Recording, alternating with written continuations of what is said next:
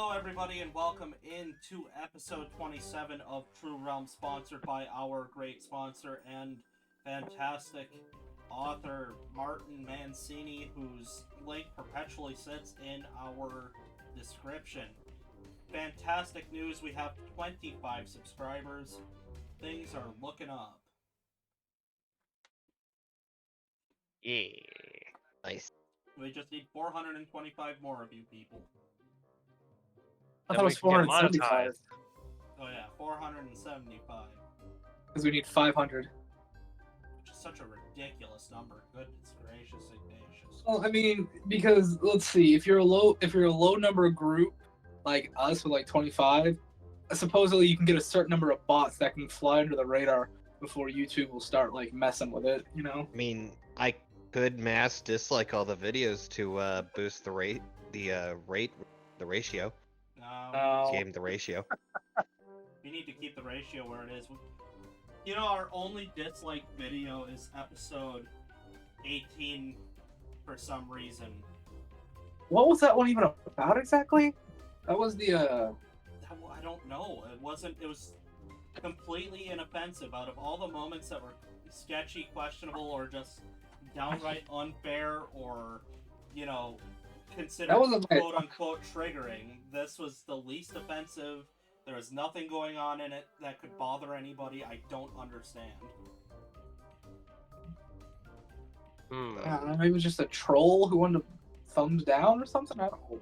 Or a misinput. Maybe they kept Nodos on just to hate. No, because then they would have done it more. Like, Meh. Random. I don't know, man. I wonder if it was me. You might have like just done it accidentally, not even I realized. wonder if I was the one thrown off the ratio. Man, you're the reason why everybody hates us. That's probably What have you done? That's probably universally true. Wow.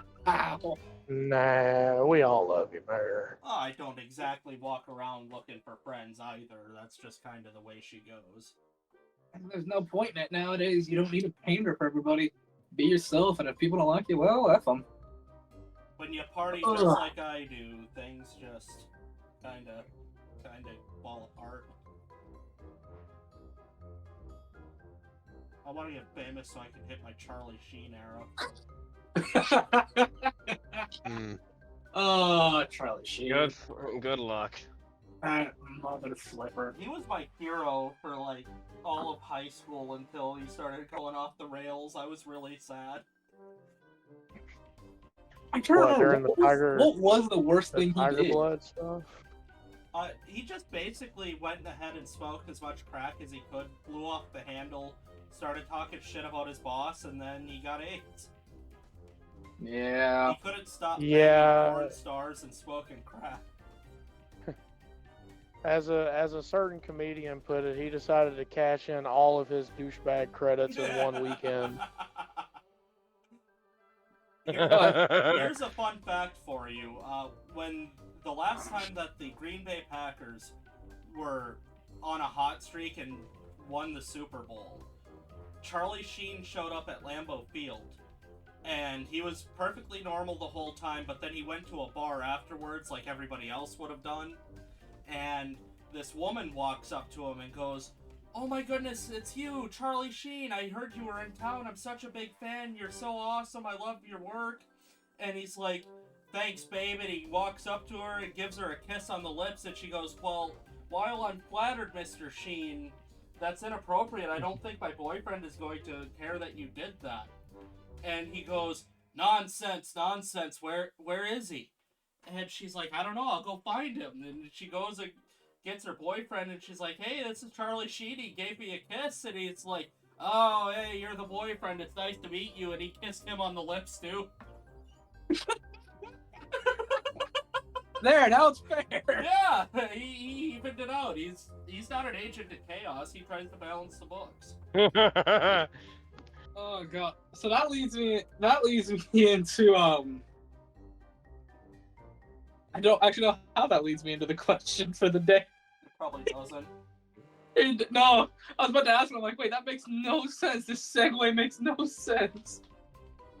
Okay. Then don't go segue. Just say Yeah, just go for it. anyway. Hit us with the cold water. So wait, what's the question? Who's your favorite celebrity, and what's the most messed up thing they've ever done? No. Like, No. No. Get on with it, question boy. Get on with it. Wow. Wow. We only have 15 minutes. Well, you know what? I don't want to ask. No, I'll ask the question. What is your favorite sitcom? oh God. Actually, I guess that Good kind of does. enough, I guess that kind of does match in. Charlie did have a sitcom, He's but had two. Define sitcom. Like, I know what it is, but like, what are the rules here? it has to be live. It has to be live television, of course. You know, any form of sitcom that's not like reality. Or animated, probably is a Or- good one. No animated, Okay. no reality. Sitcoms. So, like, The Big Bang Theory and Friends and stuff. Yeah, or 2.5 Men, Yeah. or the King of Queens, that stuff. Alright, Mm. who do you want to start with? Chaos. It's a toss-up for me between Big Bang Theory and 2.5 Men. Ah, good And I choice. grew up on Good both. choice. Good choice. Good choice. Charlie Sheen, he was funny on that. He really was. Mm. Defective Sheep. So I might get a bit of flack for this, but my favorite sitcom was always How I Met Your Mother. Oh, that was a... Up until the very ending, that was really good. The Exactly. ending ruined it. The ending ruined it. I watched that every Let me- night in my junior year of high school. That was so good. Let me spend 8 years telling you about how I want to bang your aunt. Yeah, Hey. let me just do that to work up the courage to ask you if it's okay if I should date her now that your mom's dead. It took me 8 years to grow a pair and ask you kids if I could bang your Aunt Robin, who I've been simping over this entire story. Yeah. But Mayor, your favorite sitcom? I have like 5 that I really like, but my all-time favorite is 2.5 Men. But I also really love, according to Jim, Everybody Loves Raymond. I also really love King of Queens, and Mm-hmm.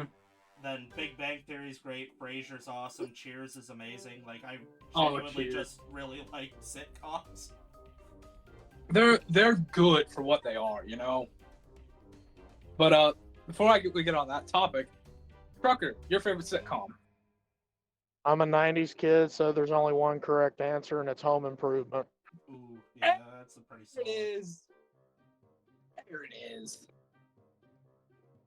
Malcolm No. If I was Gladwell. forced to pick something newer, I'd probably say Always Sunny. Yeah, that was awesome. Always Sunny. It's a love and hate thing with me because, like, I don't hate it, but some days I can't bring myself to watch an episode. That's one of the very rare shows that I could put on a loop. The only redeeming character in that show is Danny DeVito. I'm sorry, come at me, but Danny's the only reason I can watch it. He's not redeemable at all. He's worse than all of them. I don't know. He's just more entertaining. I'm sorry. Anyways, I started blasting. Charlie is I actually give you the an egg in only... this trying time. Charlie's the only actually redeemable one because he does all of his terrible stuff for wholesome reasons. He's trying to be good. The rest of them are evil. Well, I don't mean redeeming as like, oh, this is a good character. It's like, this is the only thing about the show that I like. And the Oh, rest wait, of them I have I don't another like. I just answer. don't like their characters. Their characters, they don't make me laugh. They don't really. I can't relate. I get nothing out of You- Frank's character. I have I'm another. just like, Homie ain't living I have long another enough. one. Parks and Rec. Parks and Rec. ooh. I watched that with my stepmom growing up. That show is hilarious. Ron is awesome. Ron Swanson is like the uncle we all want. But never get. Well, But you know never what's did. hilarious about him? He was supposed to be a gag character that makes fun of like it's supposed to make fun of all the stuff that he is. He's now become such a big icon. He's got his own spin-off show. He's got his own animated show too. Have you? Here's a follow-up to that one before we do the top tier recap. Has there ever been a sitcom that has hit you in the feels, or a moment in a sitcom that's hit you in the feels? Yes.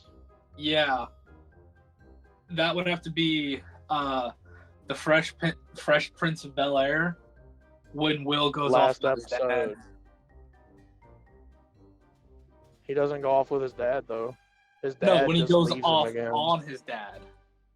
Oh, I thought you said with his dad. I was like, wait, that's not how that happened. No, it's with him and the uncle whose name I can't remember. Yeah, And Uncle Will Phil. just Uncle Bill, and he just goes off about his dad, like his dad not being there. Yeah, the because hell the- with him. Yeah, Why don't he love me, man? yeah. The moment that Did you see they remade Mine the show? Mine isn't technically a sitcom though.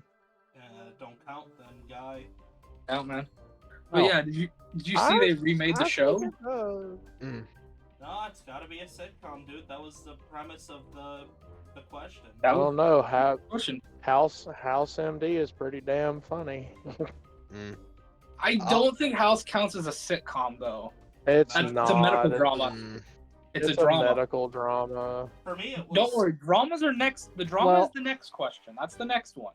Ooh. For me, to answer that question that I posed, it was when Marshall's dad died in How I Met Your Mother. I watched that when it was really late at night, and I was like, I really want to text my dad right now, and I'm like, my dad would be so pissed if I woke him up at 12 in the morning. I don't get what it is, but like sitcoms have a way of hurting you when it comes to the dads. Whether you've got problems with your old man or not, like I have a healthy relationship with my old man. Any sitcom that drives the wedge between the main character and their dad, it's like, okay, I'm gonna cry now. I don't get why. Too good at that shit. But Mayor, you got that special recap you always do, buddy boy? Yeah, let's do the recap real quick, and then let's get into it since the brothers are taking their sweet time coming on in. All right. In last week's episode, Engelrum clams up, Dazzle Booper bakes, Crow plays wingman, Deimos gets a job, and Hoax turns in his gun. Let's see where this goes this week, starting right now. Wait, how does Crow play wingman? Because he helped us hire Spiky for Engelrum. Right. So your interview is just ended with Spiky. Spiky is now being led off by Zagler, basically him explaining to her, hey, come with me, I'm going to show you your room. Zagler has left a couple pieces of paper on the table that, if you wish, you're free to go and read and look over as he's not there. But you do know you're not going to get any more of the interviews till tomorrow. Spiky was the only one you could get in today. The maid one was the only today because they were the only ones who were like directly waiting. At this point, I'd say it's probably about 2 in the afternoon. So you got a little bit you can do before time to go to bed, go take care of anything you want, and then call it a day. For next morning, you do more interviews. Well, I guess So what does everybody want to do? I will start off by reading that piece of paper, and then I'm going to head back off towards my room because I left Alice with a big conundrum that I should probably answer for. There are 2 pieces of paper. There's one titled permit and one titled legal rights. Which one do you want to read? Both of them, but I guess I can Which- start with the one that says permit. Permit is a permit for the specifically brewer and barkeeper guilds of Draconia to be able to serve and make alcohol and sell it across Draconia. All right, what is laws? The Or whatever. the law's documentation is multiple piece of papers that explain and describe the different rules, laws, and applications of serving alcohol to different races and creatures of the draconian race. Basically explaining like, this race has an age limit of they have to be this old to get the drink, versus this age has to be this old to get an alcohol drink of this. Okay, then yeah, I'll just head to my room. Yeah, it's basically just like, although Zagler, he doesn't care too much about the laws. He's not the kind of guy who's gonna be like, oh, you're gonna pay me money? Well, sure, this kid can have alcohol. He's not that much of a scumbag. Right. Alrighty. But yeah, the first interviews just end. You guys have the whole afternoon to yourselves. Hoax, you're heading up to go talk to Alice. What are the rest of you doing? And Gelram, what do you want to do, bud? Do you want to go see the training room that you were told about that you haven't really got to take a look at? Yeah, probably. So, I'll explain it to you because you weren't here last session. The training rooms have been upgraded. This is considered a +1 training room now. Ooh. As you come into the training room, 3 things stand out to you that are very impressive. There is now an archery range attached to this lovely training room. There is a very nicely designed training dummy in the dead center of the room. And standing like right in front of the dummy with a mug in their hand that they're just downing and having a blade just pointed at the dummy while they're drinking. You see Mr. Tiggles. Or not Mr. Tiggles, Mr. Whiskers. Oh no. Wrong cat. And he is in the training room with a blade drawn pointing at the training dummy. I would just lean against something and I guess watch and see what he does. You see him like take a good long drink out of this thing, like more than that thing should be able to hold. Before he like stops, wipes some foam off his lips, puts the mug on a little hook on his side, and then taps the training dummy twice on the chest, and he goes, "Whiskers, level 10." And he watches the training dummy like changes into an identical form of Mr. Whiskers with 2 blades drawn. And if you don't stop or you just watch, Whiskers basically starts like, think of the anime training of like just going all out in a training thing against each other. It's flashes of steel. You see sparks as the metal collide. These two are like, I'll put it this way: they're going faster than you can keep up. You get the sense like if you tried to get into this, you'd probably get hurt. How fast they're going. Oof. And this goes on maybe a minute most before you see one of the Mr. Whiskers like just do this quick flourish and the head come off one of them and roll to the ground, and the head rolls to where your feet is, and it's just blank, expressionless eyes are looking at you before that head turns into a doll head.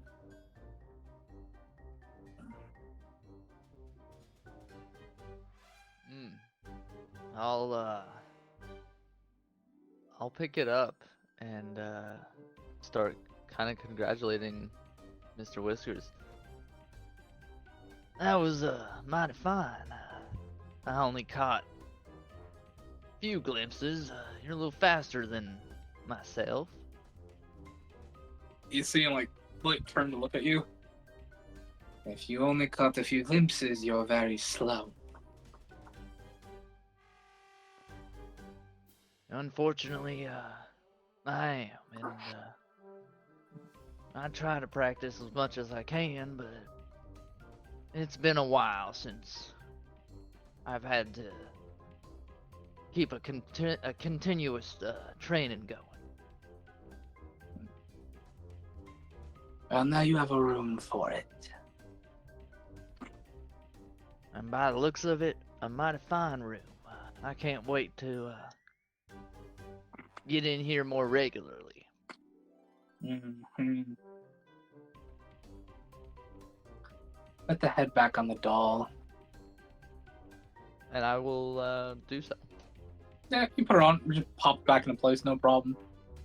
You see Whiskers go to like a table, like a little training table that he can sit at instead of a chair. Just put a tankard on it.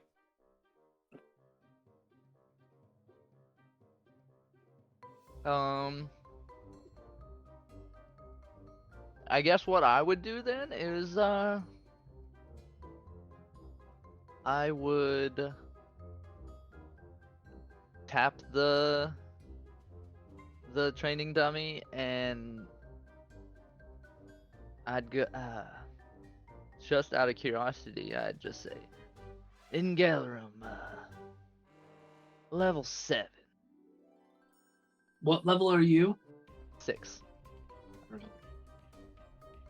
So, I think you know the rules of this already, but you are now facing off a level 7 Version Engel. of myself, yes. Yes. This goes 1 to 20. Well, technically 1 to 30 because you can get it monsters and stuff too, but not this one in particular. This one, the same as a magic room, can only be a person, and it's only 1 to 20. This one only encapsulates combat, while the one in the magic room only encapsulates magic. While Taliesin is certainly working on one that basically encapsulates anything. I don't have that one ready yet, but yes, a level 7 version of yourself will appear in front of you. The only thing of difference, though, you see, is it doesn't have your dagger and longsword. It has your greatsword.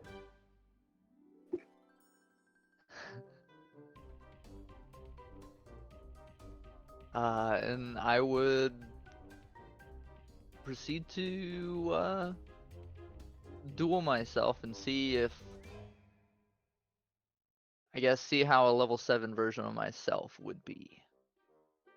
Are you fighting dual wielding, one weapon? How you fighting? Don't mind me asking. Oh man. For this, I'd just be using my well, I changed Moxie to a short sword, didn't I? You changed Moxie to a longsword. Or And you have longsword. a dagger.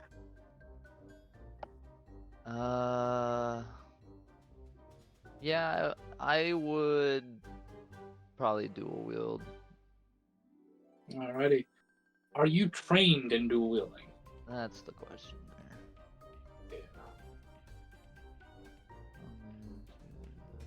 I don't believe so, unfortunately. So knowing that, then I probably wouldn't. I mean, so you I just can. have my longsword. You can dual wield. You're just gonna have a penalty to it. Is the only thing. For this, I would just use my longsword because my dagger isn't. I would only use my dagger because I know what I can get from it. Okay. Personally, alright. and using it against this, it's not gonna like benefit me. What is your athletics score then? If you don't mind me asking. Your like athletics modifier. Athletics is 5. Okay. Go ahead and make me an athletics check then.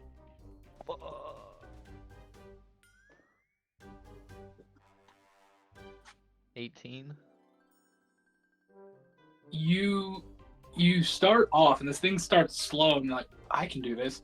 But then almost on a quick motion, you feel something strike the back of your knee, and then you feel the pommel of the greatsword crack you in the forehead. Oof.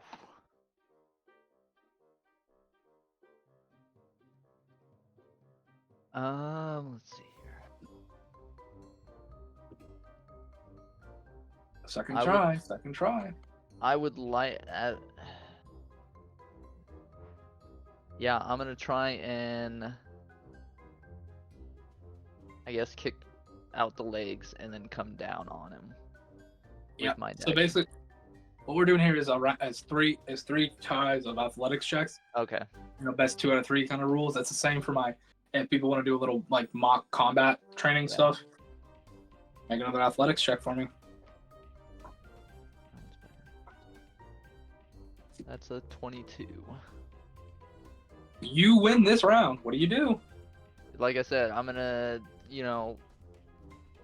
sweep his legs and then just come down on him, or like on it. Yeah. Alrighty. Third and final one.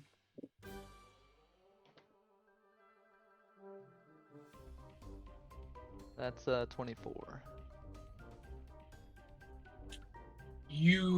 As you get a knock, you're thinking to come down and do like a slash on the back or something, but you see him just charge forward, sweep your legs so that you go over his shoulders, and as you're flipping over backwards, he turns around real quick and slams the flat of the blade on your gut to slam you back first into the ground. And unfortunately, you lose as the thing like takes a still position and then turns back to the dummy. And you just hear a clap in the background. That happened. Is that Mr. Whiskers, I presume? That is Mr. Whiskers. I presume that's kind of a sarcastic clap. No, it's a full genuine. I'm so proud of you. I do have one question. If I would have said one of our other party members' names and level, would it have changed into one of them as well? Depends on the party member.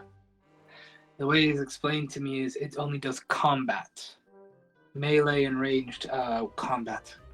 It cannot do magical weapons or magical items or spells. So.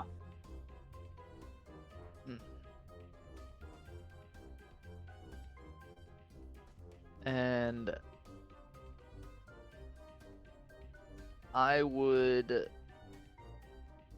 to try again, but this time I'm going to do Crow, but my level. So 6.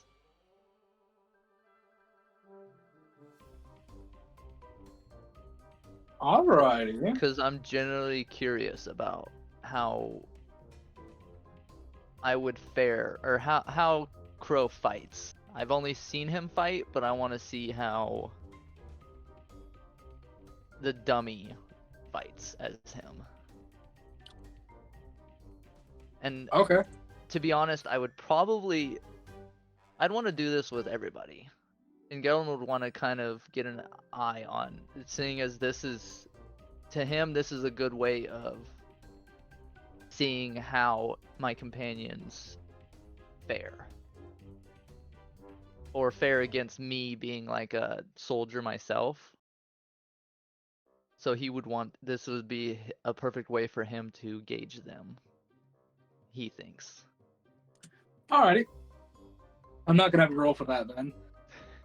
What you can see is it's just basic combat. It's like you feel like you're fighting a programmed illusion almost. Mm-hmm. Because it's like there's no fancy trick. There's no like changing on the fly. It's like this is stuff you've all seen them do before. Yeah. And after all that,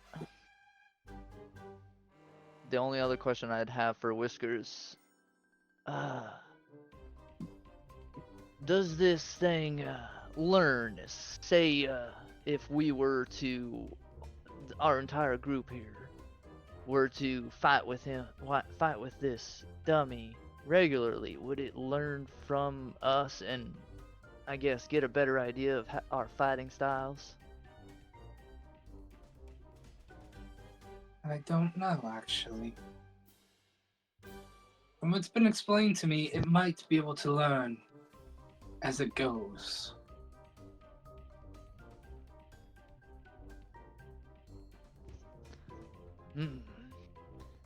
I might try and test this to see if we can't improve this and potentially help us in the future. Well, it is only the basic model from what I've been explained. Taliesin has remarked that he's making a much better one. I see. I will say that this is quite amazing, and I think it will benefit our party.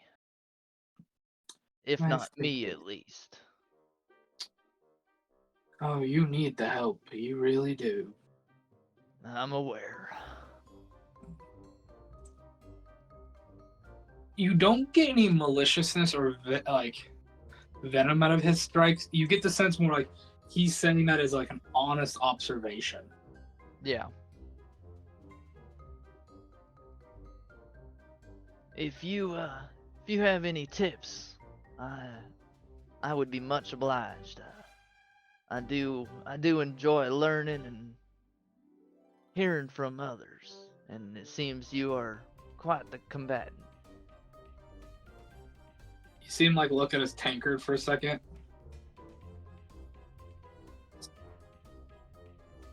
Stop being so fair in your fight. Aim for weaknesses, aim for the knees, the back of the head. This isn't an honorable combat. Every fight is to the death, and you should treat it as such. There are no rules for combat, it's win or lose. Also, use your size to your advantage more. You believe that you have to just strike your opponent in the chest or the head, and you're only 4 feet tall at most. The knees, the crotch, the groin, the gut, those are all perfect spots.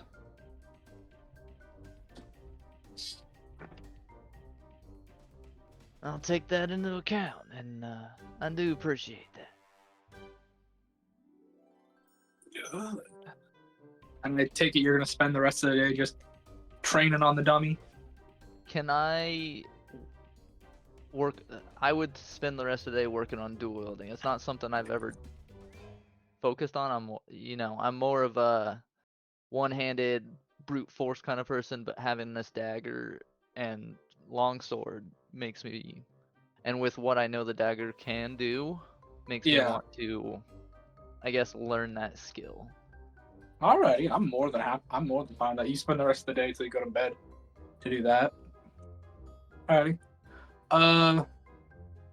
Next up, Deimos. You've told me you're heading over to the forge, is that correct?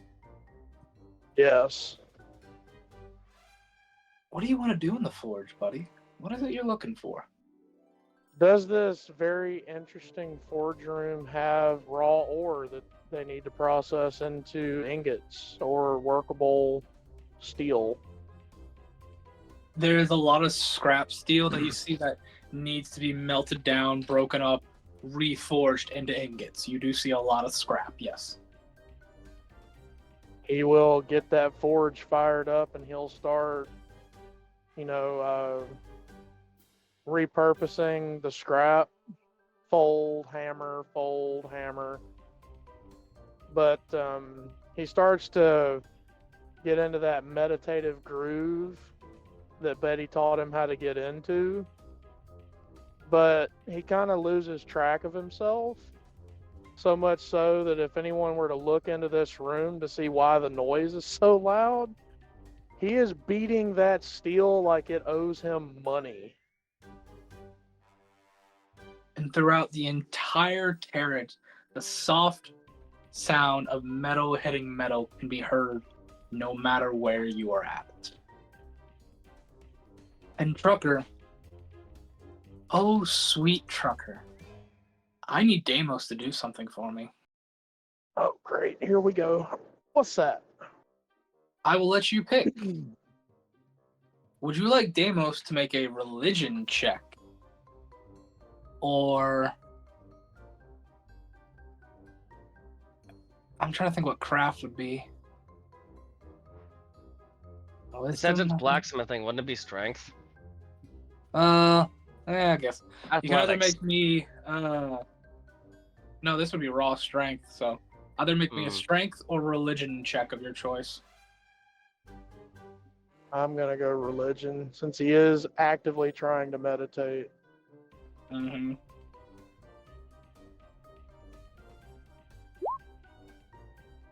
Uh, 16. As you're beating on this metal, as you're just hammering away, you start losing yourself in it. Your surroundings, you start losing focus on the surroundings. Your sensors are going dull for a second. shouldn't be possible for something like you. You should always be at your top focus. But you're hammering and hammering and hammering. And all of a sudden you feel like you're hearing more hammers going on around you. You feel like you hear there's hundreds of people hammering away at something. You also feel like you're hearing the rhythm of something, the rhythm of the metal, the rhythm of the tune. And for a second, you swear you heard the whistling or the singing of someone else. Singing some tune about blacksmithing, about the hammer meeting metal and doing as they decree. The life of a blacksmith. You swear you hear that for a second. But if you kind of stop and look around to see, you don't see nothing. You go back to it and you go back into this rhythm. And once you get into that rhythm again and get back to it, you're back there. You're hearing this. You don't see it, but you do hear it. Deimos, you can make one simple weapon, and I will let it be a magical, simple weapon. I have to remember which ones count.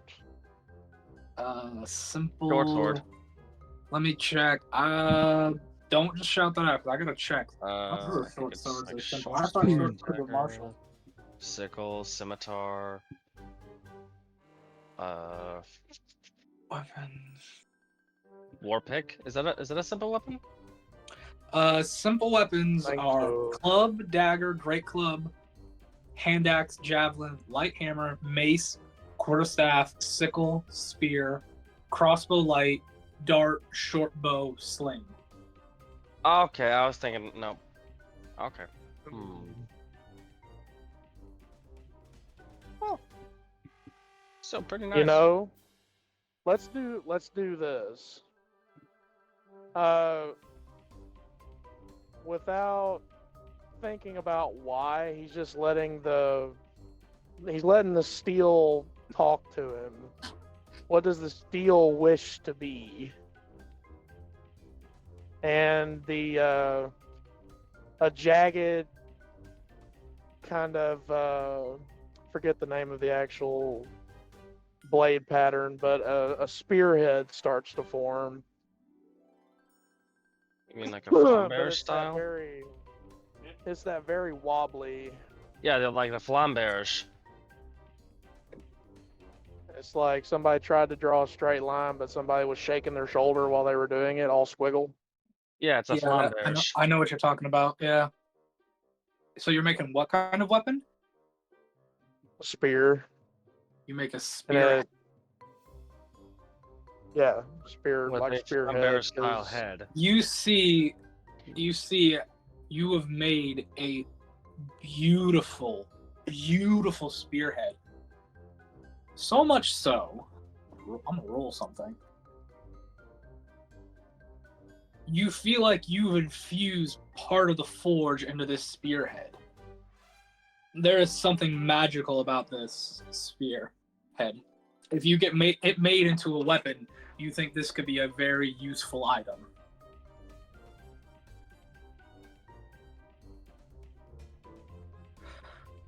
Alrighty. One more piece of flavor, if you'll allow it. I will. Once he's done, or mostly done, he looks at it some more, and he decides this is good enough. And he starts to engrave his own maker's mark into it, which is basically the clan symbol. But his little maker's mark is a gear that he's worked into the clan symbol. Oh. And then he actually engraves some runes on it. I imagine like a bear claw with a gear in the middle of the paw. No. You wanna Gear know what? outlining the bear paw. You know what the runes say? Well, let's hear it. I think I know, but let's hear it. I'm gonna get you with this one. The Tears of Elizabeth. Oh. Okay. I'm re-rolling. I'm re-rolling what you get for that. That's a beautiful name. Okay. all this time, if he could have been crying, he would have been crying. Okay. Hold on. I gotta make a note real quick of what you've just made. So I'm gonna tell you above game, Trucker. What I've just rolled, you've made a +2 spear. Nice. You named Tears of Elizabeth, right? Could I make a small suggestion for part of this roll? What roll? I've already made my rolls. Could he, since it is they are runes, could that be another religion roll to see if it has a status effect applied to it? The +2. I'm not telling everything that the spear has because you haven't. The runes are what I rolled again for. I gotcha. This item technically has 3 properties now. That rune is just at a 3rd property.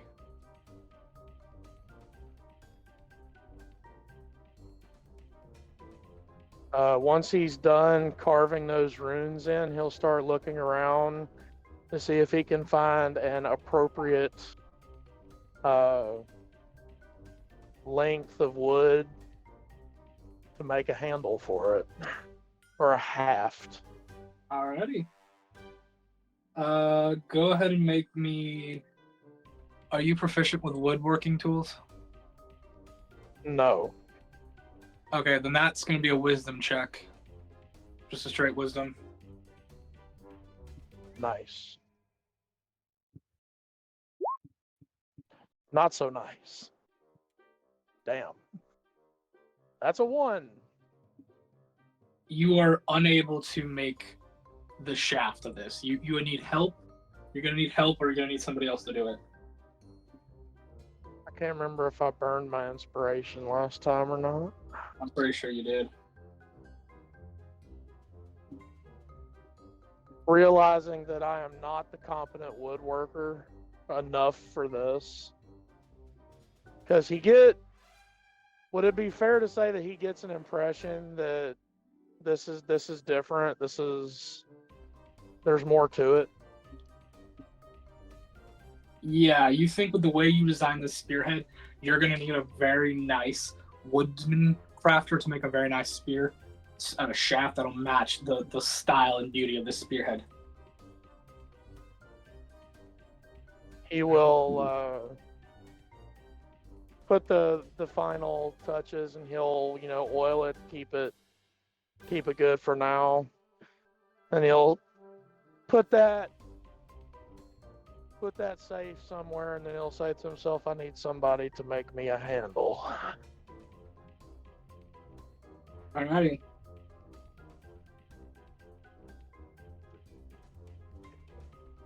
Next up. Hold on 1 second. I'm just writing down all the effects this thing's gonna have because dude, I love this. I'm being real, Trucker. I had to mute just so I could go off, cause that was. No good shit. I have my moments. I had to literally muffle myself just because I was like, You gotta dude, that is understand. The tin man is in mourning, man. no, dude. As a guy who plays JRPGs that more often than not tug at the heartstring something fierce, that was a straight JRPG heartstring tug moment. And so we're clear, like the way that I'm picturing this in my head, it's one of those spearheads that's actually like 4 inches or so wide at the base of it, and then it tapers up, but it's got those squiggle Yeah, I posted a picture. edges all the way out. Yeah, it's sort of very Dark Soulsy. Yeah, it's like that long blade spear. I know exactly what you're talking about. Cool.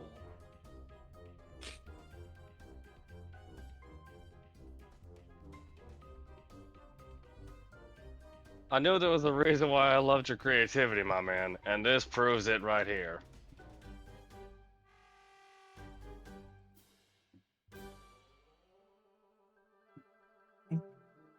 I have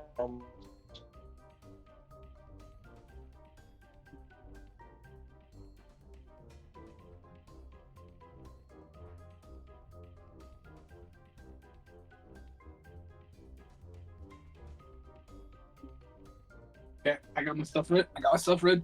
Written. Okay. Here's Can't believe- Elizabeth. She's been Can't believe made.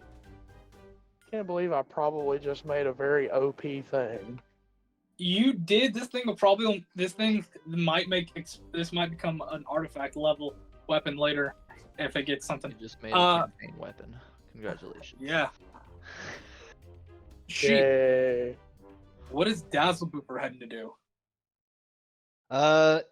Dazzle's gonna be heading to Talison's room. Okay. Talison's room does not have the long hallway in front of it anymore. It currently just has like a nice double oak door with like his name. It's like Talison's study on it. You just walk in. Do you knock? What do you do? Dazzle will knock. Okay. You watch as the doors will just open inwards by themselves, just like. And the room is actually very messy. There's still like box and crates and stuff with like sheets and stuff hanging over him. It looks like Taliesin hasn't got done unpacking all the way. And you see him currently like, carrying stuff around, putting books on bookshelves, using magic to get stuff put up on higher shelves. He has like a clutter of papers on his desk that seems to need filed or orchestrated or stuff like that. And he's also see stuff just like floating in the air, which you recognize immediately. Probably unseen servant that's just helping him get all his stuff put away. Excuse me. Dazzle, what you need? Oh no, I just wanted to pop by and say hello. Oh, well, hello, Dazzle. Could you do me a favor? That crate right there. Could you push it over to the wall right there? Yeah, of course. And Dazzle will do that. Go ahead and give me a strength check real quick. All right. Sick character.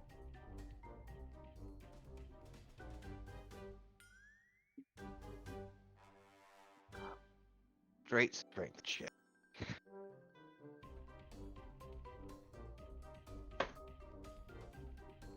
That's a nat 20. This thing is heavy, but you're able to just move it. You're just like, what the hell's in this thing? Yeah, you're able to get over to the wall, but it's a heavy bugger. Whew. Boy, that was heavy. Thank you, Dazzle. Yeah, of course. If you don't mind me asking, what was in there exactly? Oh, you seem kind of like put on, like adjust his spectacles a little bit. That's raw material, spell components and such. I'm not sure which ones though. I'll have to check when it's all said and done. Okay.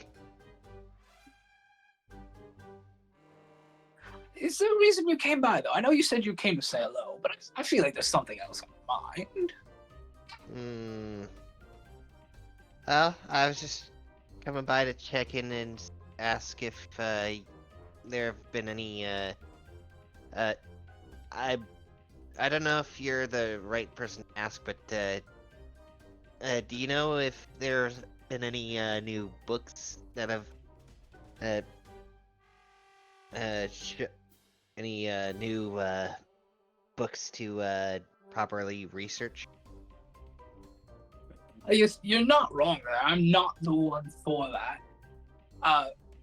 Alice is normally the researcher, but I've heard she's thinking about becoming an adventurer type like you lot.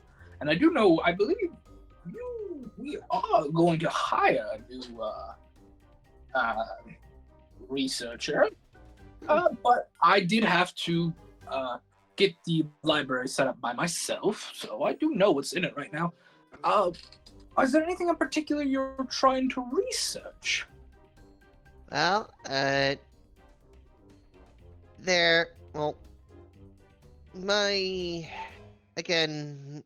was just hoping to research possible any up-to-date maps involving the Wicked Desert. Oh, maps of the Wicked Desert. Ooh, that is a good one. You see him kind of like think for a second.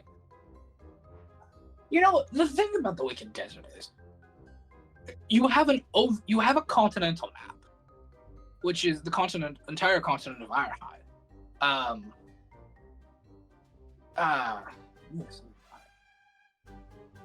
of Everlast. I'm sorry, my bad. I mean, it's a scattered brain. Yeah, the entire continent of Everlast. You have a detailed map dictating Ironhide as it's a part of Everlast, and it's been taken care of. You have what's considered the, I believe they call it the Stormland, a small chunk of the map that's completely just blacked out because no one's been able to get in and out of there and keep it recorded. But as for the Wicked Desert, from what I've been told, only 10% of the continent's been mapped out. Just specifically the coastline, because it's the only place you can go without being accosted by extremely dangerous beasts. I do believe we have a couple books on it, though.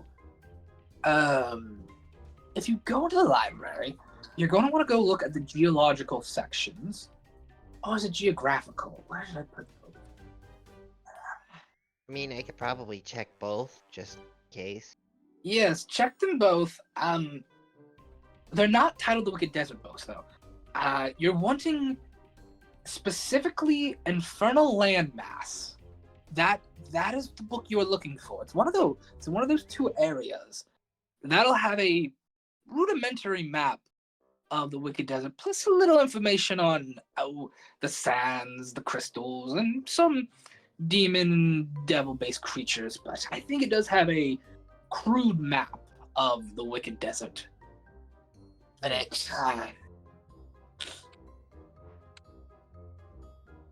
Okay. Alrighty. Alrighty, I'll take you up on that. Okay, do you Go head that to the way. library? Yes. Alrighty, go ahead and give me an investigation check to see if you can find the book you were looking for. Right. You'll get a +2 to this because he did tell you to check in one of the two spots. That's a 15. Alrighty.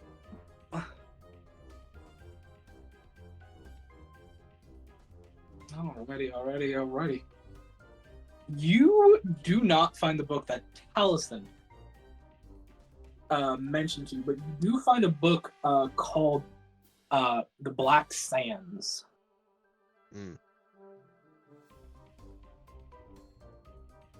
Alrighty. As you open up this book and you start reading it, what languages do you speak? Or I guess read, for lack of a better term. I know Common, Primordial, and Sylvan. This seems to be a journal kept by some sort of old explorer. The name, as you read it, is known as Tucker Whitehold. If you want to, you can go ahead and make a history check on that name real quick. Yeah, why not? Wait. Now, question, because I'm not technically from this plane, would I have disadvantage on that? I think you technically would. Okay.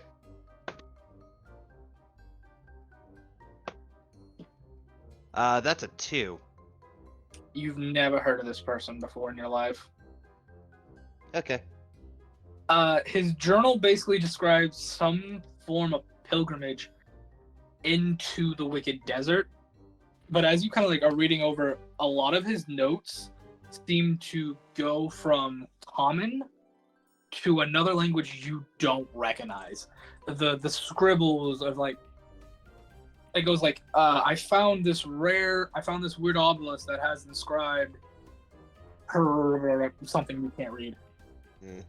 It seems like he's writing it, but every time he gets to an object that he's like, has this written on it, or the locals tell me it's this, it's written in another language.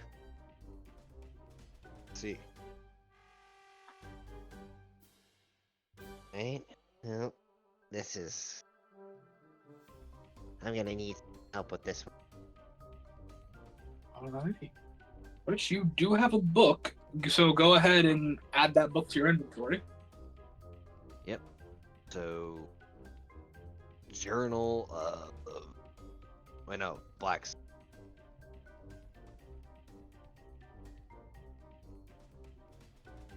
Alrighty. You got that. Next up,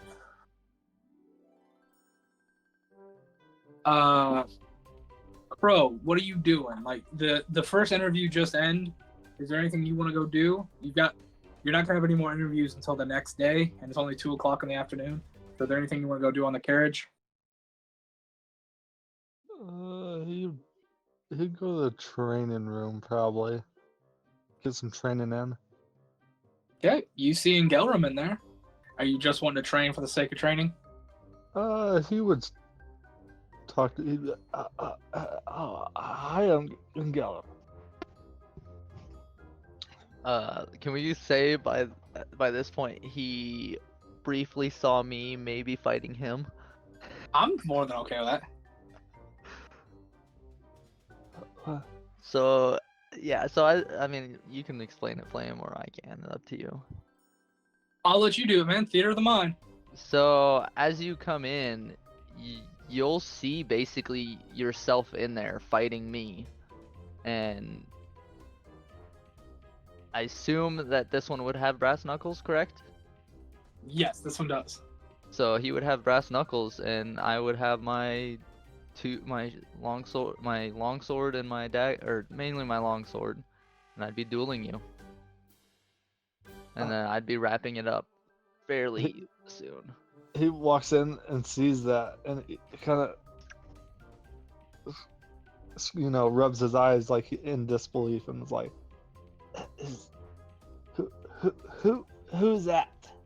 And as I finish that up, it would go back to like a training dummy figure. It's like a mannequin on a stick of sorts. Yep. Why were you fighting the training dummy that looked like me? I figured, well, this is our new training grounds, and with these training grounds, we get this here magical dummy that allows us to fight anything of sorts that we say. So I've kind of been sparring with most of our party. What? Oh, okay.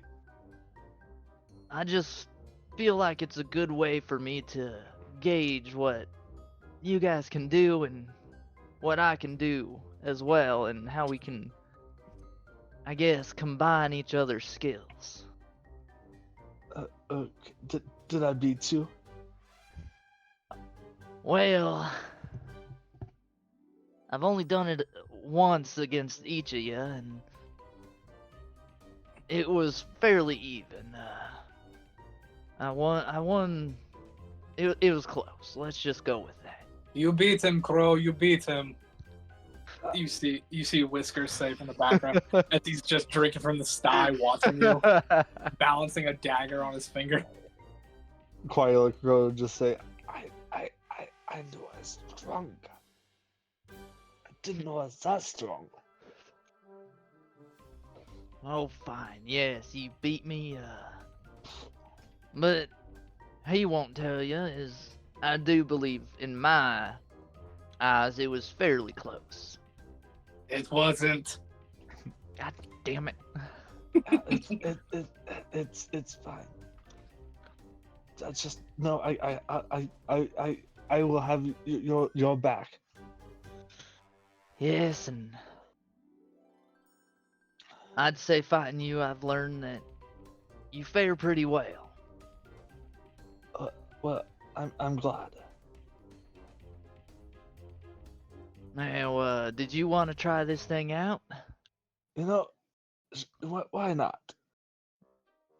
Now, all you gotta do is, you go up to it and you say the name of whoever you want to fight and, what level you want them at. And then the fight starts. The duel starts. Oh, I'm blanking on the guy's name. What was the town guy that got mad at me for summoning the mountain? The dragon? No, the guy that there was a guy there that first put me in handcuffs. The guard. The Yeah. guard? Yeah. He wants to fight the guard. I mean, you didn't really get the guard's name. I'll throw you a bone. If you want, you can say Prism Guard, level whatever. Oh my goodness. He'll walk up and he'll say, "Prison guard, and go. What's a good level?" The I'd guard go- caps out at level 3. Oh, good. But he'll still ask him. I'd go with level 3 on this one. Oh, okay. Level 3. Sorry, I just love this idea of like, I got arrested. They spent an entire day trying to find my orb they lost.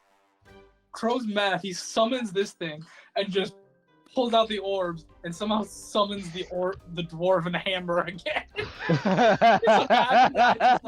Whack-a-mole! Wham!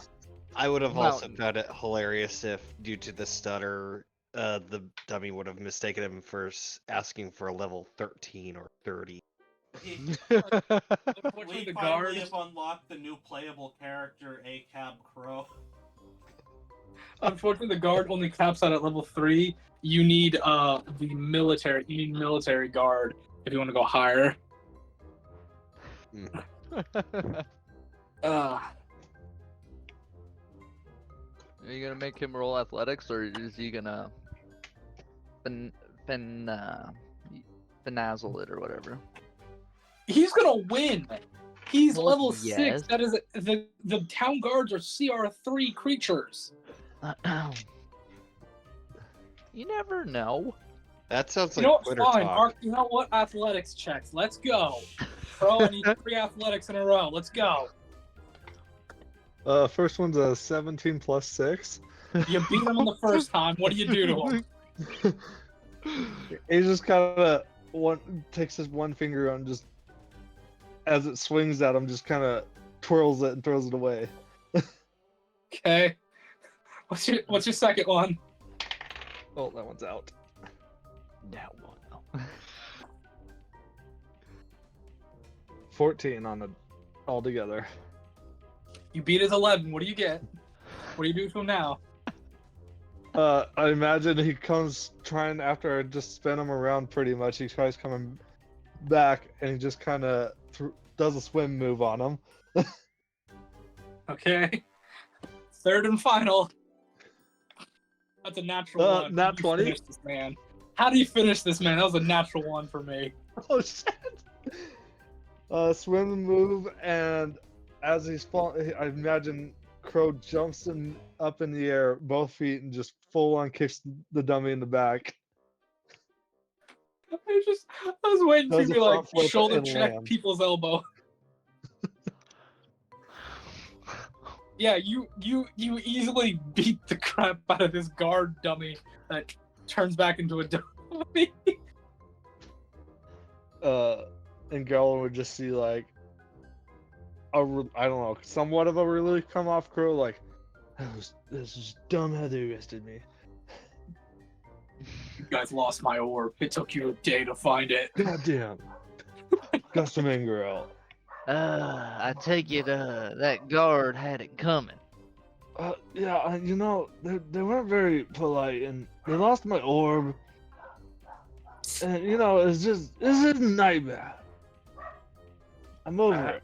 I can understand that, and the only thing I'll say is you gotta give them the benefit of the doubt. And we did summon a mountain in the middle of their city. Pretty much anybody that sees that is gonna be scared out of their mind.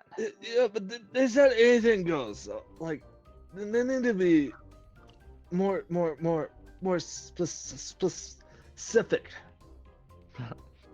Yeah, they will now. I It's don't just think. about- I think Shit that's can the first happen, but mountain. they don't know. I think that's the first and the last mountain that's ever gonna be summoned inside them city walls. I wouldn't be sure about that. Well, that's true. With our party, we'll probably summon another one. I just I imagine. like the Without the rules orb. lawyering there. I just imagine like the next time they do this, like there's a sign above the fight pit. It's like anything it goes except summoning mountains. Look, they told me I could do whatever I want, so that's why I summoned a level 9 meteor swarm.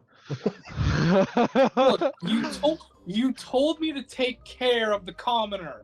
No, So next I time. blew up his village. Next time we come back to the city, we're gonna see a sign with a list of just things that shouldn't be summoned in the town, and mountain's gonna be on the top, and it's just gonna be a list of no meteor storms, no, No mountain. no District, dragons, no evil dragons. No terminal No velocity Jerry. Trask. no No undead summoning swarm. Jerry. No using the wish spell to teleport the entire city into the 9th circle of hell. Yeah. We're gonna be like, ooh, we set a trend. This is Oh, not good. Do not use the use of saying hero until the whole of Draconia is transported to Supot is strictly forbidden. Oh god. I just imagine it's like, do not teleport this city to Zupot again. Convincing It- everybody in the crowd to start chanting hero so that you get vamped to a different plane. This city is gonna like cavity search every single one of us every time we come in. They're just gonna put the rubber gloves They're- on and be like, alright, bend they're- over, we gotta find that orb. And our They're gonna party have only. really- They're gonna have like really badly drawn pencil sketches of all of us. Thoroughly search all of these people whenever they enter the city. They are not allowed to have anything, strip search them. Anal Seriously, cavity if you gotta. I'm doing this crossword They puzzle. are The too word all starts- dangerous. I'm doing this crossword puzzle. The word starts with an H and ends with O. Can you help me out? It's 4 letters, you know. Means a good person that saves people. Oh yeah, hero! Oh fuck, we're in Zupot again. Anyway. Yeah, Gary. Oh god. We gotta keep Oh god. it going. Okay. After that, he just that felt good to let some anger out. How about we try something a little different?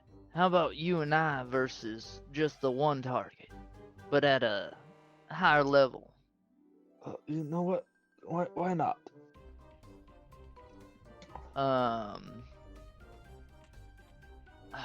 Let's see here. Who would I want to do?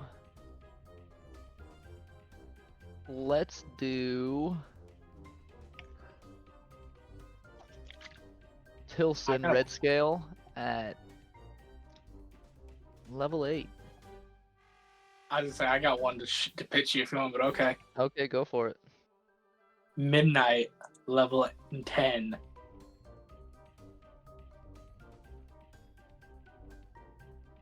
Why not? I don't care. Might get my ass whooped, but oh well. Why You say not? midnight level 10? How about we try this? Midnight level 10. You watch as the dummy it contorts and shapes.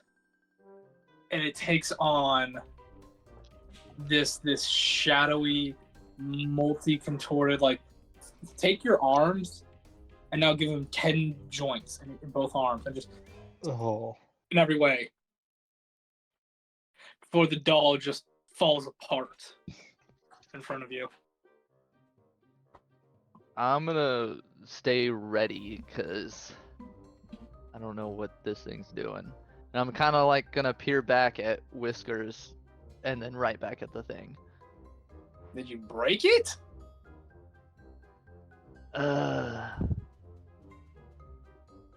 I don't know. Did it break itself? I think it did. You see him chuck a knife at one of the pieces. It hits the pieces and just knocks one of the pieces around. Yeah, it's broken. Not what I expected / wanted to do, but I guess we win. I'd like to go and start putting the pieces back together if I can, like lining everything back up. This thing looks like somebody manhandled it. You can't figure out how to put it back together now. I guess Midnight's spirit was too powerful.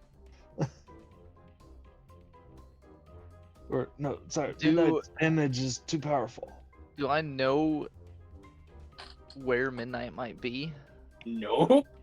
Midnight has not been seen on the carriage. In that case, after I'm actually gonna go wander the hallways, and remembering when we first went on the first carriage, how it was, kind of everybody got separated and lost in the hallways, and I found Tremaine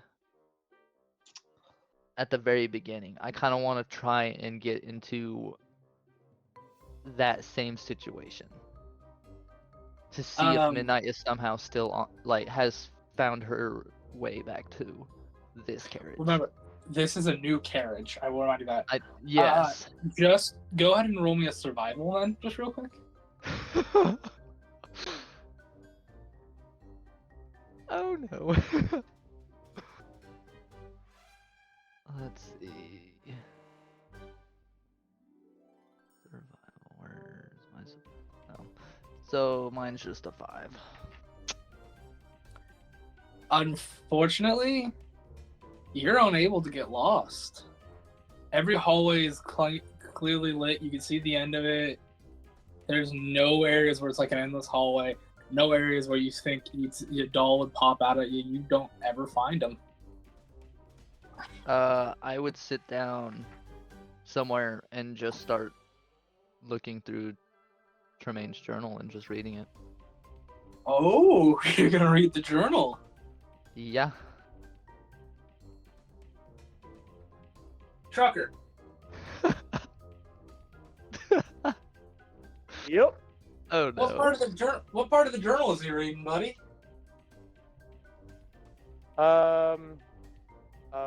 Mark, Okay. buddy. Uh-oh. Like where, like between like 25, 50, 75, and 100%, where would you be in the book? Oh, I've read it a few times. I'd say, probably 40%. Okay, so when you say you've read it, you've like glossed over, but now you're going back for comprehension?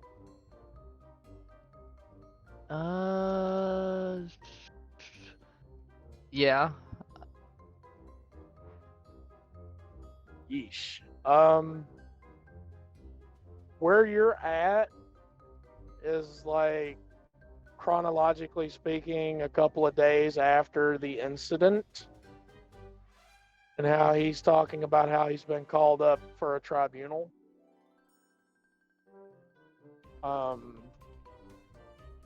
Basically, he kind of very summarily outlines what happens in the tribunal, how he's being discharged due to his accreditation no longer functioning. You're not entirely sure what that means. And he's basically being given the choice of stay in Letton as basically an outcast or self-exile. And he chose to basically go into self-imposed exile. And from the way he's wording things, he was very depressed about the entire thing. And he keeps mentioning how he just wants to hear it work again. He never specifies what. He just wants to hear it work. And the fact that it's not working makes him very, very depressed.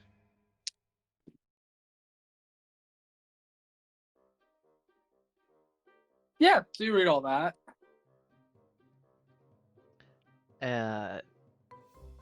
I would stay in that hallway and seeing as I'm seeing it work a lot, or what to me looks like a lot,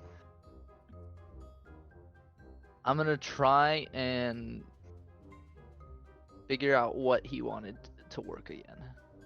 That's what I'm trying to get from this, cause I'm like circling it work, like what does he want to work? I'll let you sit and think on that. You probably won't get it just yet. It might take you some time. I'm gonna leave that one up to you there. No, I'm saying I'm leaving that one up to you, bud. I've got this child. But we're gonna move to somebody else. Vincent? Yes. What is Vincent doing after this little interview? It's only 2 o'clock in the afternoon. They don't have any more interviews until tomorrow. What does he want to do?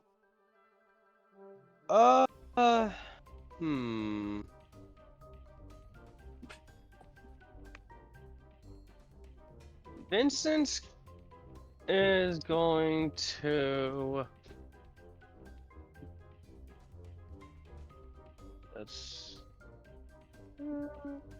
He's gonna take a look at the magic room. Has that been set up? The magic training room?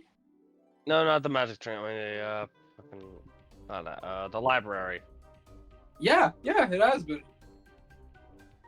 All right, Vincent's gonna take a perusal through the library to see if anything catches his eye.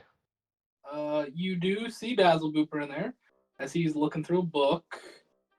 But what is there anything in particular you're looking for? Or you just, perusing for the sake of perusing, just window shopping for the eyes.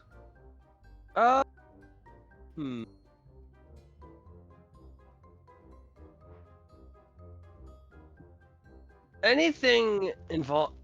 He's gonna try and find any history books detailing the orcs after they took over the Valley of Anne.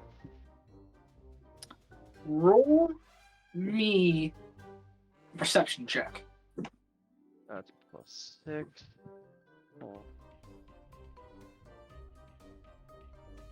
Oh. 21. You look and look. There's nothing that's titled The Fall of Anne. There's nothing like titled like that. But you find a book that really catches your eye. You can't help but look at it because the outrageous title of it. It's called The Adventures of Sir Mustachio the Glamorous.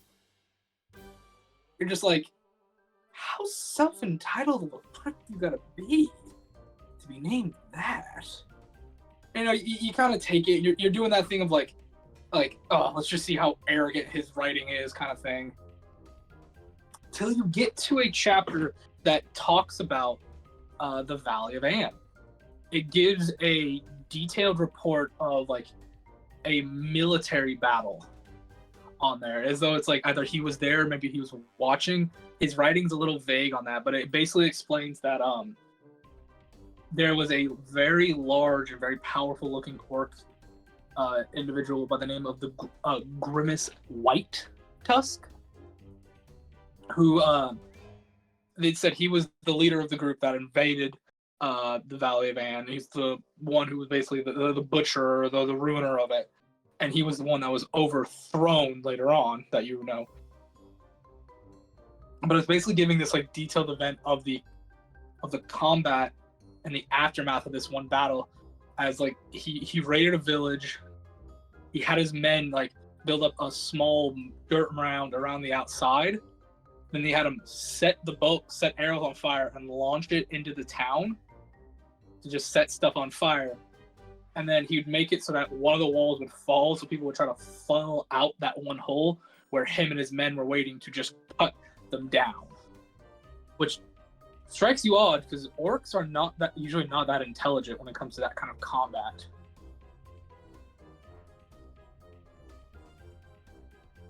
Wink narrows eyes.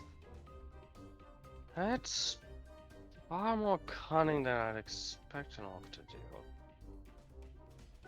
Do they by chance have outside help? They usually have a more straightforward approach to things. He'll just cup it. He'll just pinch his chin in thought as he's like scrutinizing the details and how this battle was described. Yeah. That's all you really find. It's just someone's like firsthand accounts of is you're getting to look at it. It's the firsthand account of someone probably like watching this battle. Mhm. Yeah. Yeah. Alrighty. Mayor, Yeah. you are heading up to see Alice, right? Yes. Okay. What do you do? What are you gonna go say to her when you see her? Is she still in that office room? Yes, you see, she has now got it designed like a nice little office.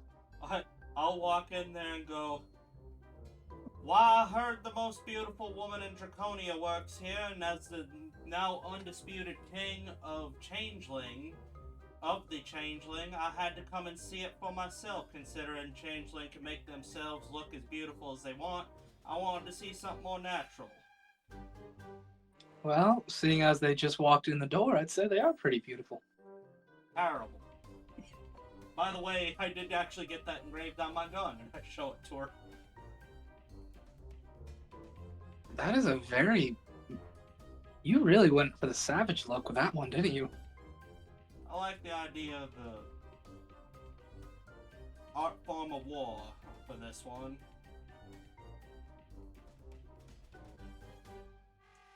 Oh, we purposely hired a maid because we figured Engelrum would get along with her real well, so hopefully that goes well. I'm... Okay. Her name's Spiky. Hoax, why are you trying to get one of your friends to date one of the employees? Oh, Zagler's got a bet, and Engelrum's so uptight, I figured it'd do him some good. Maybe it'd make him happy. You just see her nod at that, like, okay. Yeah, not really a good reason, but it's a reason. Trust me, I'm well aware. Zagler's got a lot of bets. We gotta do more hiring tomorrow. Oh, good. What are y'all hiring? Oh, there's a big old list. Mm. We gotta get ourselves... Oh man, we posted so much stuff. Gotta get ourselves a bartender, a doctor, a cook, an alchemist, a battle mage, a researcher, got ourselves the maid already, a butler, a smith, a salvager, a courier, and a furrier. Why do you need another researcher? Well, I mean, Talison's doing alright, but you've been coming along with us an awful lot, and Zagler put it on the list. No, that's fair. I am joining you guys a lot now. I probably want one more stay at home. Well, that's something I wanted to discuss. I mean, just because we have a researcher doesn't mean you're not still a researcher. And Oh no, I'll still research. if you end up falling pregnant, we can't be orphaning our children.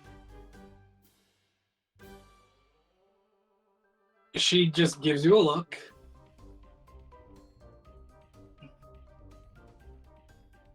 He gives her one back, like, okay, like, you got something to say? No, I don't.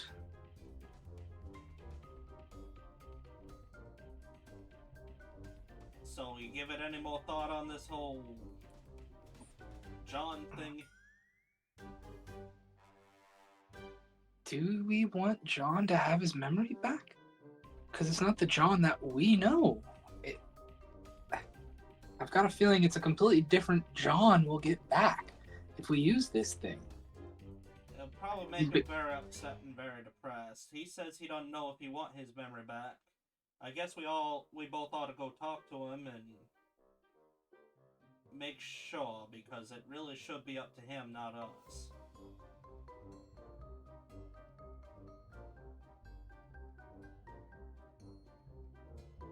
Do you trust him to have the bullet and the gun? No, I'm gonna shoot him. Oh, because I feel like if he's gonna get his memory back, he should be the one to at least pull the trigger. I don't know if he knows how to tie his own shoes or bathe. I don't trust him with a firearm. He's not brain dead, Hoax. He knows how to bathe. I think. You haven't seen him recently. I have. He doesn't know how to keep track of time no more. Last time he ate was last Wednesday. That can't be true, Hoax. Oh no, he wouldn't be dead. A human can go for a while without food. That doesn't make any sense. I bet you he's eaten. He's probably just snacking and not realizing it. You did not have to see him how I saw him or have the discussion with Theodore that I had to have a discussion with Theodore. What? Okay. Fine, I'll go see him. I'll come with you. Sure. Can I see this gun you keep talking about, though? You got it. I left it on your desk. Did you leave her the gun? I thought you... Oh, okay. Scratch that. Okay. I did some looking at the gun. It's weird. As far as I can tell, it's not gonna shoot the bullet. I think it'll shoot a ray of light.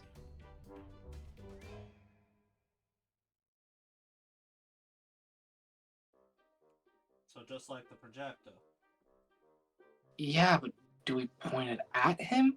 Do we point it at a wall? That's what I don't get, you know? Only one way to find out. Well, did the note say to shoot it at him or just use it? There wasn't a note. Yes, there was. He showed you that note, remember?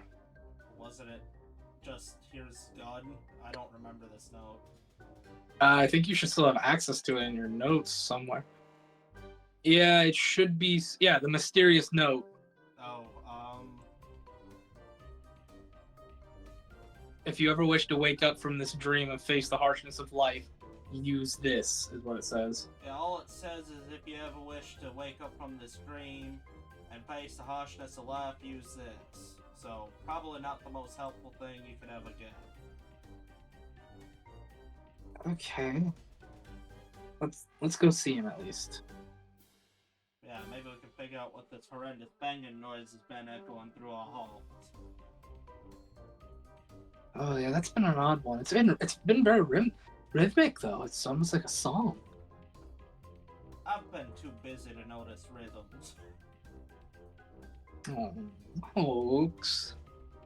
It's strange hiring people. It's fun. Strange. Lots of fun. But, you know. Yeah. Alright, you guys make your way to the forge room. You remember you have to go through the forge room to get to his office. Right. As you enter the forge room, I'll say at this point, you're quenching the spearhead, Deimos. Oh, is Theodore still around? You do not see him in the forge room, no. Okay. Then yeah, I'll just walk right up to the... I don't want to disturb Deimos. He looks like Yeah, he's I get you. happy, so I'm going to just go knock on John's door. The door opens, and it's not John that opens it. It's Theodore that opens it. You feed him like I told you? No, he fell asleep. Oh, hell's bells. You see him gesture to it. You see John is like, he's that thing like where, you know, you pass out at a desk and you kind of like, you got your arms in front of your face, kind of covering your head a little bit. You see there's like a plate with a sandwich and a drink next to his head. There's a little blanket over the top of him. I'm going to knock on the desk very loudly. I'm gonna roll to see if that wakes him up because he is exhausted. Nope, he's still out.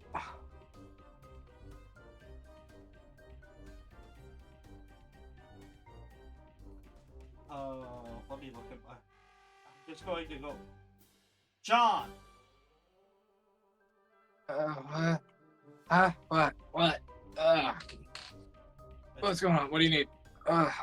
Eat up. It's me and your sister. We want to figure out this whole memory thing. You see him kind of like look at the sandwich for a second. Oh, is that turkey and rye? Oh, heck yeah. Bag it, see him stick up. Oh, that's pretty good. Yeah. What do you want to know? You seem like adjusting his like nose and stuff when you wake up. So we got all the stuff needed. Did you actually want your memory back? Because this is up to you. You didn't give that choice to other people, but we're gonna be better people and let you have that choice. Is it me though? Is the question, you know? Well, The way you explained to me, am I really John?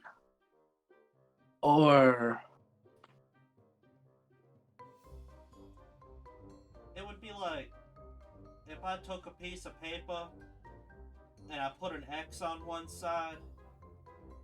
Is that still a piece of paper? Even if I flip it over and you can no longer see an X? It's just now a different piece of paper, really. I feel like that's a different analogy than the analogy I'm making, but okay. Okay, you were born John. This whole body, everything that exists in front of me, is John, but you don't remember John. No, what I'm trying to point at is what if I am somebody else, and this became John because of that? Well, this became John because John did a lot of terrible things and had a very strong sense of emotion that our old doctor decided to harvest from you. Yeah, I was hoping we could find those memories at some point. I think the less you remember that person, the better.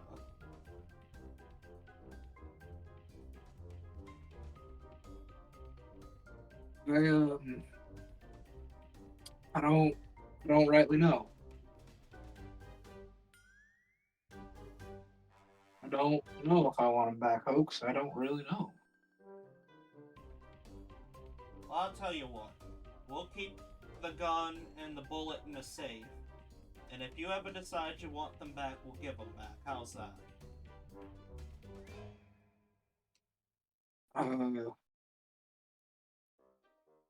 Can't I just hold on to him? Do you know how to fire a gun anymore? Yeah. Weird. It's more like a muscle memory than a mind memory, you know? Well, the hell with it. Fine, yeah. I mean, it's yours. Alrighty. Alex will give him the gun and the bullet. Alright, go back to bed if you want. Perhaps not Yeah. at your desk, at a real bed. You see him like walk over to like what you think is a closet. You see it open up. It's like a little closet nook with a bed in it. A You see Murphy him bed. flop into it. John, you know you have plenty of space in this carriage to have whatever you want. You don't have to sleep in a closet.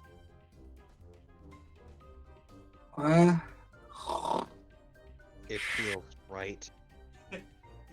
Subconsciously, he knows he deserves this. Yeah, exactly. I think John's just punishing himself. John's really taken this sinner thing to heart. Yeah, you just hear. That's all you hear. As I'm going to close this closet door, and then I'm going to do like that car salesman thing, and point like with both hands at the door, like, you see what I mean? She just gives you that silent look of like, what do you want me to do? He just kind of returns the look like nothing. Like, I don't know if we made the right choice here. Look, either he uses the gun or he gets rid of it. I don't know what else you want. I don't know, but he actually seems happier. That's what I'm saying. Maybe we shouldn't. But it's not up to us. You're not wrong. That's why we gave him it. It's up to him. I kind of hope he doesn't ever use it. Yeah, I'm gonna do this. Is there like a blank piece of paper there? Yeah, there's a blank piece of paper somewhere. I'm gonna grab the paper and write, "Hey John, it's Hoax. If you don't want to use that gun or bullet, let me know so I can cast it into the forge fire. Thanks. Hoax." Alrighty, what do you do? Just pin it to the wall or something? Yeah, I'll pin it to somewhere I know he's going to be looking. Like, I'll place it over that project he was working on. Okay. We can make Deimos make something out of it or something. Or we can give it to Theodore. We'll turn it into something special. She just nods to that, like, yeah.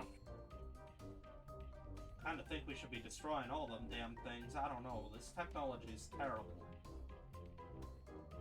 Well, I kinda want to watch my other two memories, but I don't know if that's a good idea. I guess a question for you above game, is any of them quick? No. Oh god, no. Alright. Oh no. Each one of them has their own. Each one of them's at least probably 2 to 3 minutes. Perhaps in the next session. And a later date. Yes, a later date. For now, let's go to bed, Hoax. I'm tired. Yes, me too.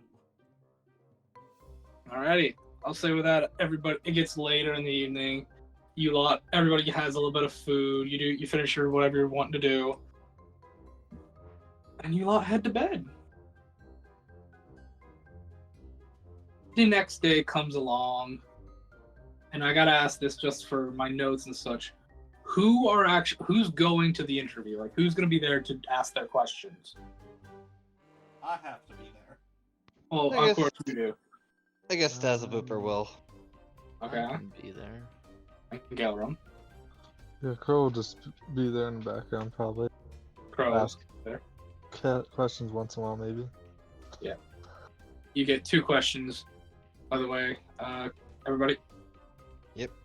You cannot ask your second question until everybody else has asked their first question or decided to skip their questions. Vincent, you going to the interview? Yep. Okay. He'll ask Dang. questions if he feels like it. Okay. Damos, you going to it or you staying? You're staying. You're not going to it. Got it. Alrighty. The next day will roll around. You guys get a nice cup of coffee, each of you. You get some snacks set out for the interview. You get a nice little table. You guys are all on one side of the table with nice chairs. Maybe some of you are in shades to be extra terrifying or whatever. And, boys, are we ready? No, I would like a break. Yeah, I was going to say if we're ready, we're going to go take a break, though. 10-minute break, everybody. Go ahead and come back in 10 minutes, please. Hold on, this is important. We are not only sponsored by Martin Mancini, but I made a new intermission screen like I've been promising to do for 2 weeks. There it is. Welcome to the beach. Yeah, Aloha. look how beautiful. It took me 40 minutes to do this because I was having fun with all the little things that I could add to it. I'm surprised how natural I made that beach look. It actually looks fairly real. But I will be back.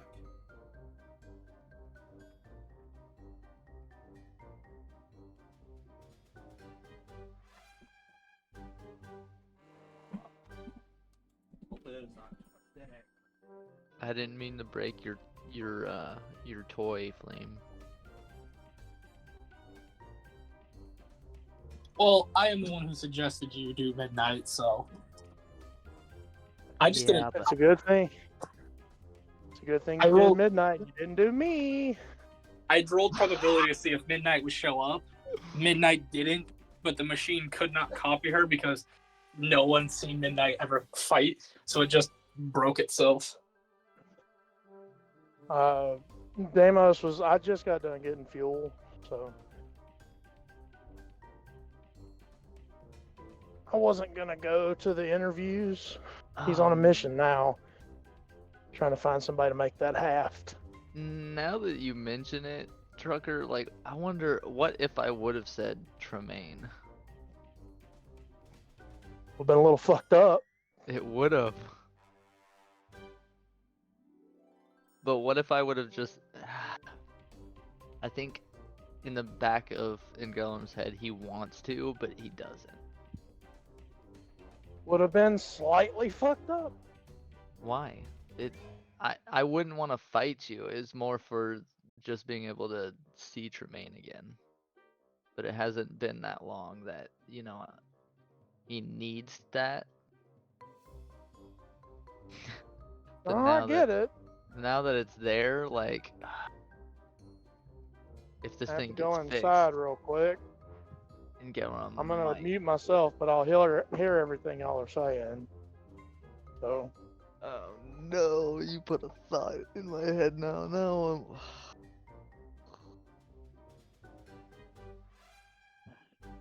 before I walk into the store, You're not supposed to give him thoughts. Yeah, you give me ideas and I'll definitely use them. I wonder if there's anybody in this carriage can actually make a shaft for that spear. You might Well, be you able to do use have an the piece of wood artificer. that you might be able to use the wood that I have, but it's made into an axe handle right now. You do have leftover pieces that wood. You do have an artificer aboard this vessel as well. Ooh. I'm back.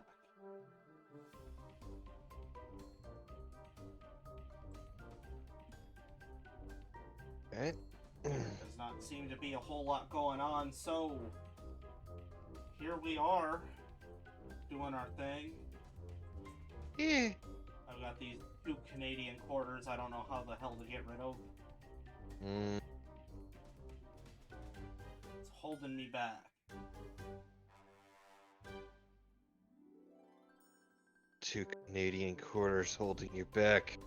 They're, Your true potential. they're a pain in the ass. I don't know why Canada's money is leaking into my pure American currency, but it's making me mad. Devalued my whole change jar by 50 cents.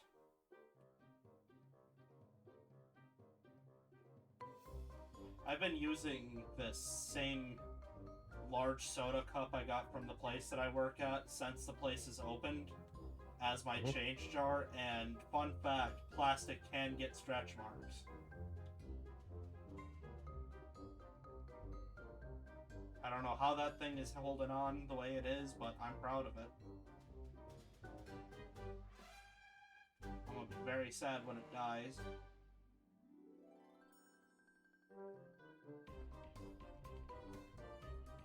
Let's see, I gotta get good at entertaining people by myself. It's like an episode of True Bants when we do an Uncle Mayor True Bants.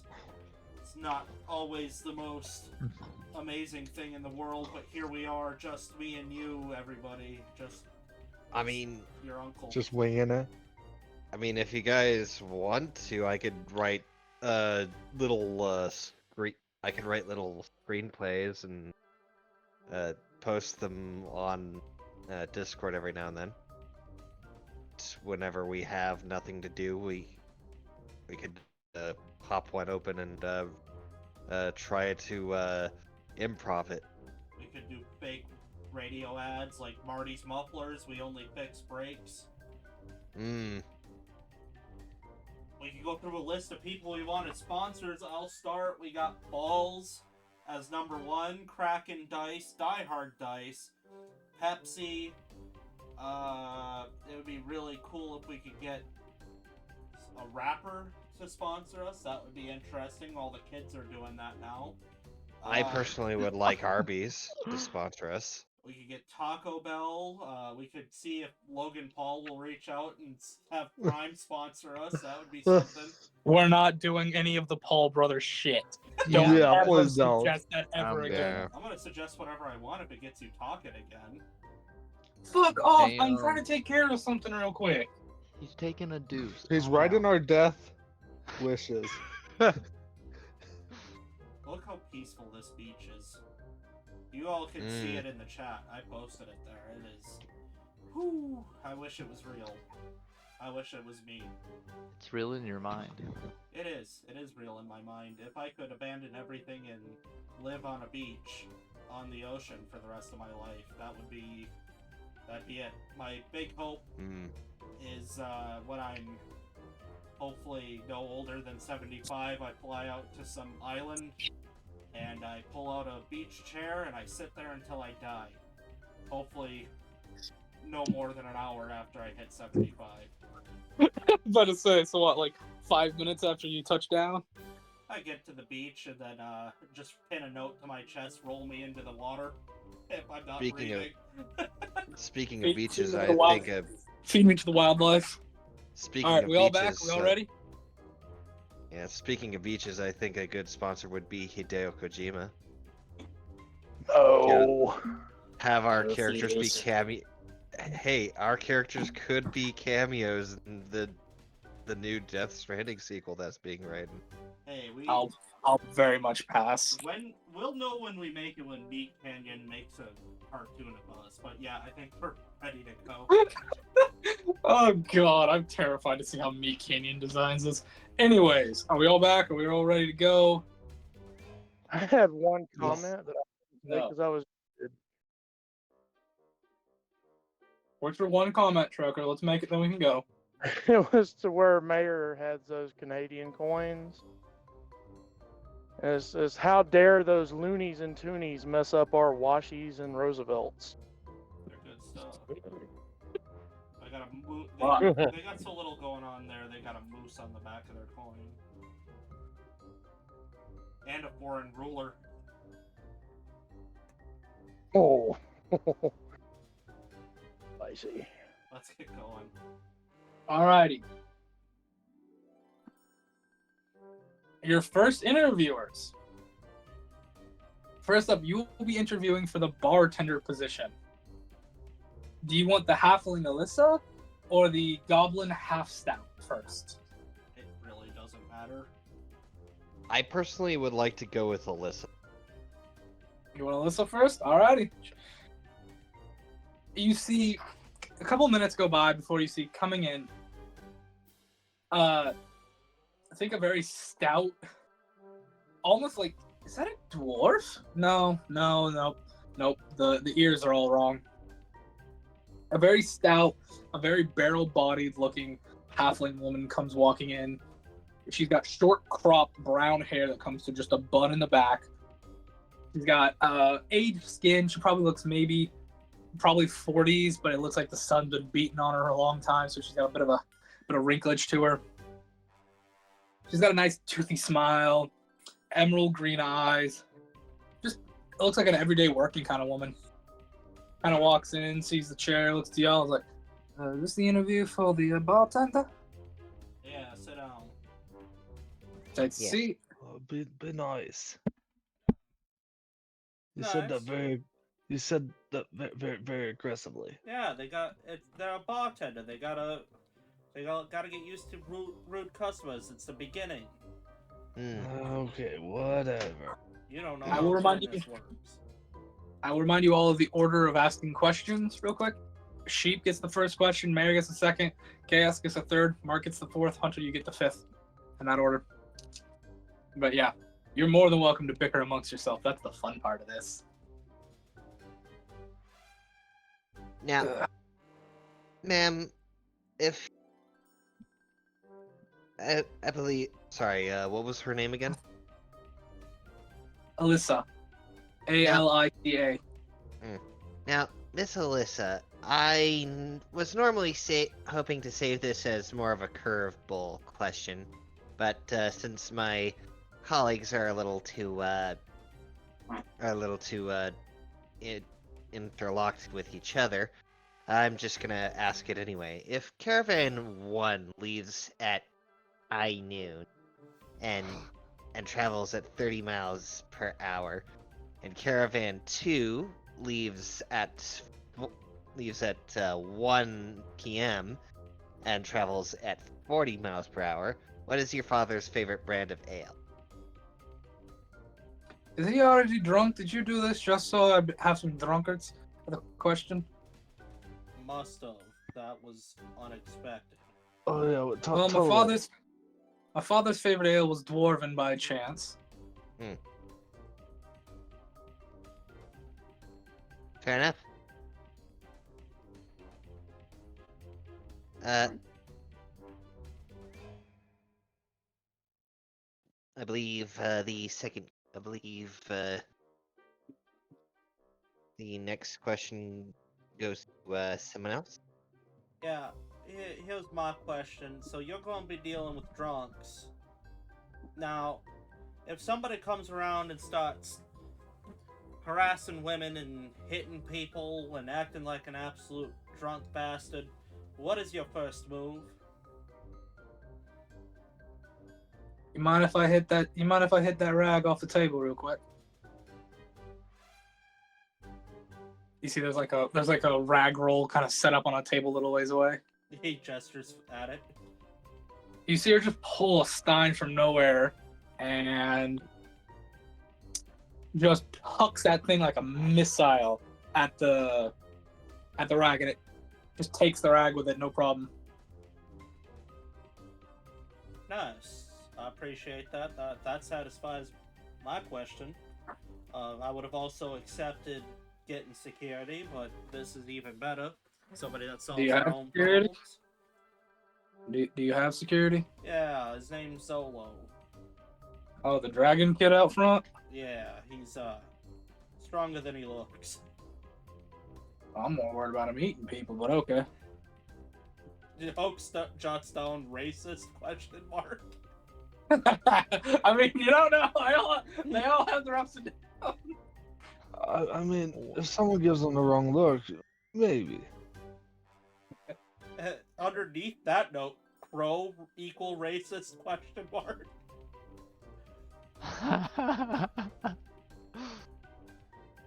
Awful. I legitimately don't know whose question is next. Chaos. All right. Now, this is just my own personal side question. Alyssa is the one from the Valley of Anne, right? Yes, this is from the Valley of Anne, yeah. Miss Alyssa, if you don't mind me asking, more personal question. It said on your application you're from the Valley of Anne as well, correct? I'm from there.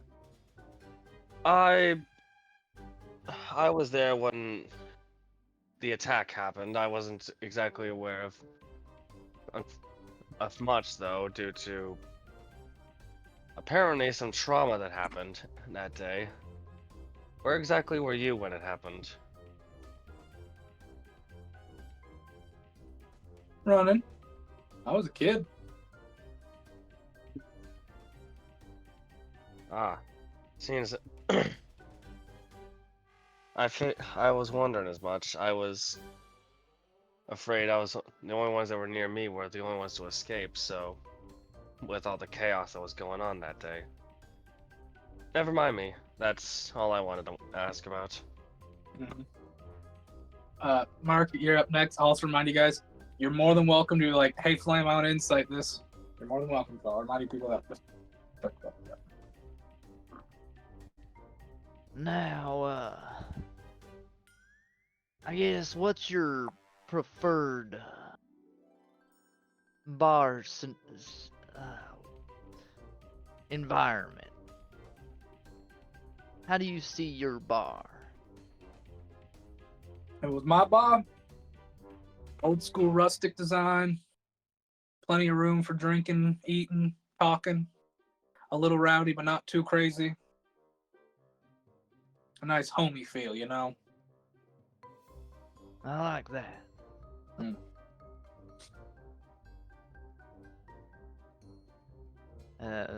That's all I had for her.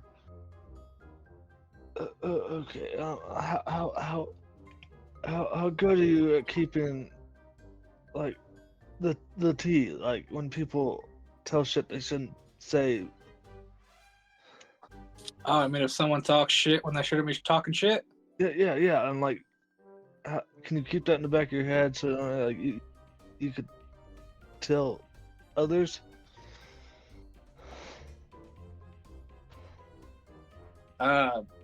What do you mean exactly? Like, how would I deal with it, or? Well, I mean, like, say someone said some shit about us, and we come to you, and like, I want you to be able to tell us like what they're saying, so we can maybe solve some problems if people are having Oh, problems well- with us. Oh, well, I eavesdrop. Is that what you're asking? Yeah. I mean, a bartender's always there to hear anybody's words. Okay. That's it. Okay. Does anybody else have a second question? No, this Oh. woman's pretty Nope. based. Alrighty. No follow-up questions, anybody? No. So. Nope. Yep. Alrighty. Let's bring in Guy, whatever the goblin's name was. Okay, well, she leaves, and before he gets there, Zagler kind of looks you. So, what do you think of that?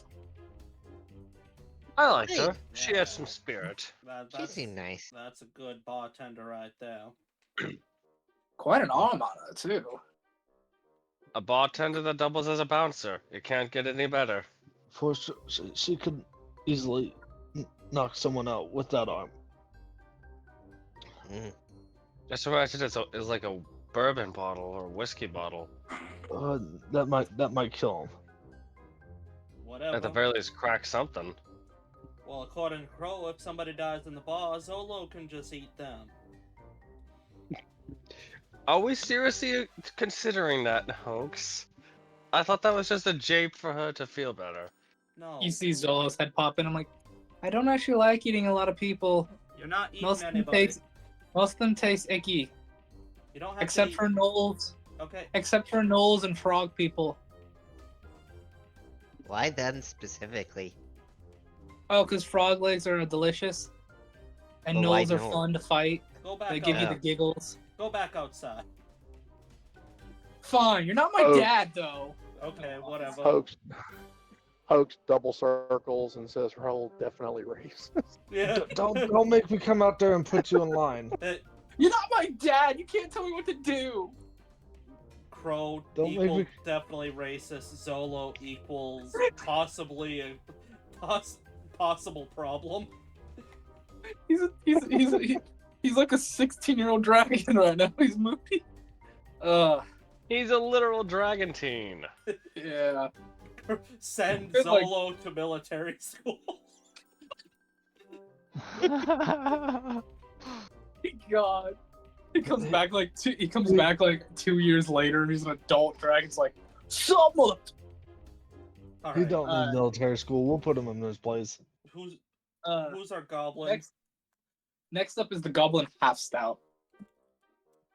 A few minutes go by as you see a very small, like almost considered a tiny, like they're just on that precipice line between a small and tiny creature. Like little goblin just come waddling in. They have like really long ears and really long gangly arms that look like they would have the reach category to them. Oh, cool. You see them like come up to the chair and like they huff themselves in it. They are too small for this chair though. It looks like a throne to them, even though it's just like a simple wooden chair. Can I get a box? Hello. They have a terrible underbite. They have like a tusk on one side that's sticking up. You know, like their razor like underbite fang. They have nothing on the left side. Hello.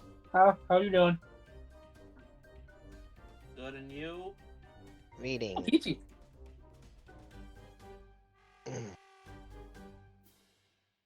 Alright, so how are you involving curveball questions? What's a curveball?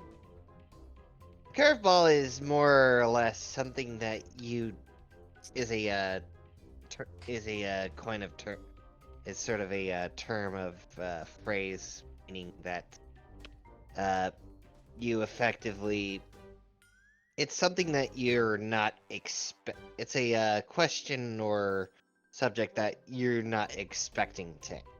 Like when something goes south. Yeah, it's a trick Yes. question, or Yeah, basically just a trick question. Oh, okay. Like, say a drunkard walks in and asks you trick questions. Well, what trick questions are they asking? Well, obviously, there's a very interesting one. If Caravan 1 leaves at noon and is traveling at 30 miles an hour, and Oh, Caravan. I don't like math. Can we not do this one? Hmm. Hoax drops down, send a dazzle booper to military school? Question You mark. you don't just cut someone off like that. That's the thing. It's questions like that it sometimes you have to be ready to. You have to be ready to openly answer questions like that, or maybe get security otherwise. This was more to gauge your comfort level in trick. I just get security. Okay, good to know.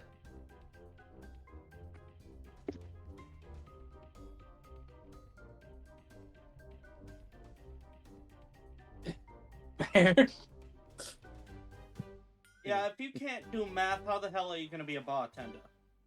I do math. I don't do complex math. He was asking trigonometry question. Alright, you win. I can count to 100. Okay, alright, you win this one.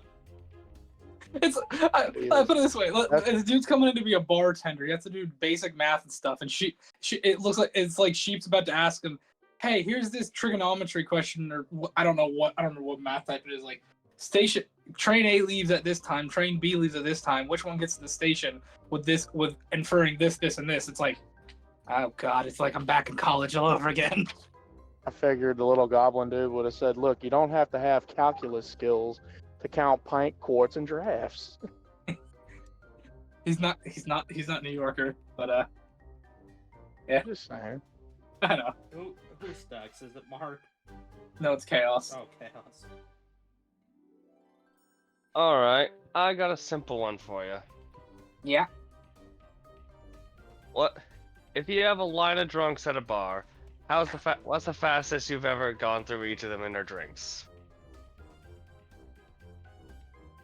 10 people, 10 seconds.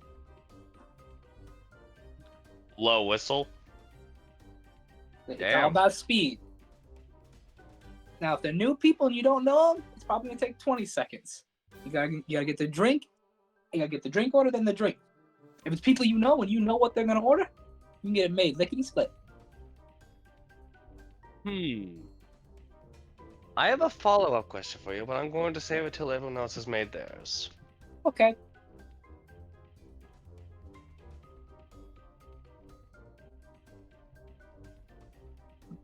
And Galrum, your turn. Just elbows. Let's see. I'll ask.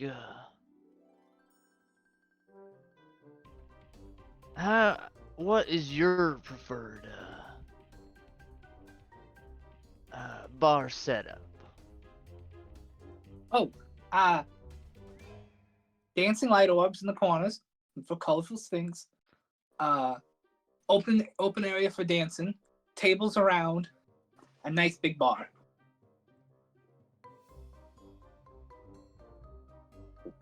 Okay.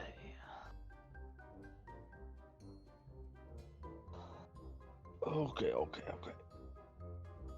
What happens if someone comes in and you don't know how to make the drink for them? What do you do? You see him put up a finger, and then he like rustles in a bag, and he pulls out Mixology 101 for beginners, and then he pulls out Mixology for advanced. This has got about every mixed drink in the world. If they have any new stuff, you ask them how you make it, and then you add it down. Okay. Very clever and good.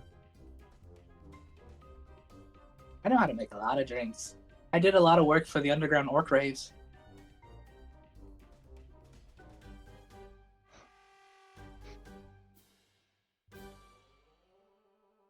Anybody got a follow-up question or anything? All right. Good. I got one.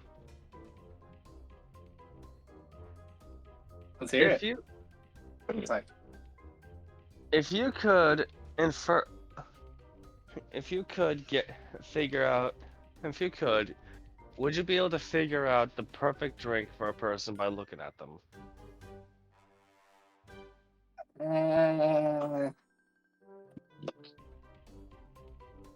not really. It's not really a thing.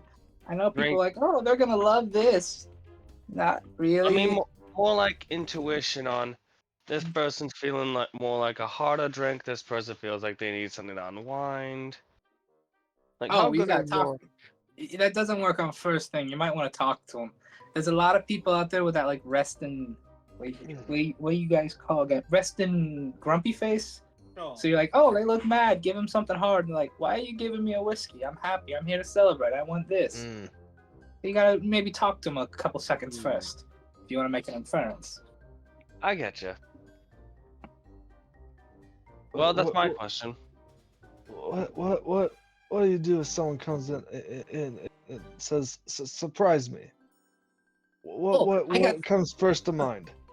Oh, I got something. It's my specialty.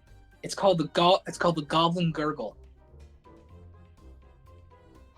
Sounds interesting. It's Goliath vodka with apple juice and a shot of OJ. It's really, really good. Nice. Alright, I got a question for you. Yeah? Pretend I'm not your boss. Pretend I'm a random drunk customer. I've just come in for the day, but clearly I've been pre-gaming, and I say to you, it's my birthday, give me a discount. What is your first move? I'm sorry, sir. We don't give discounts for birthdays. Or do you guys give He looked to one of the other guys. Do we give discounts for birthdays? I'll look over at Only if they're Zagler. part of the staff. We don't give discounts. No. Alright, I would have also accepted checking their ID to verify, but good on you.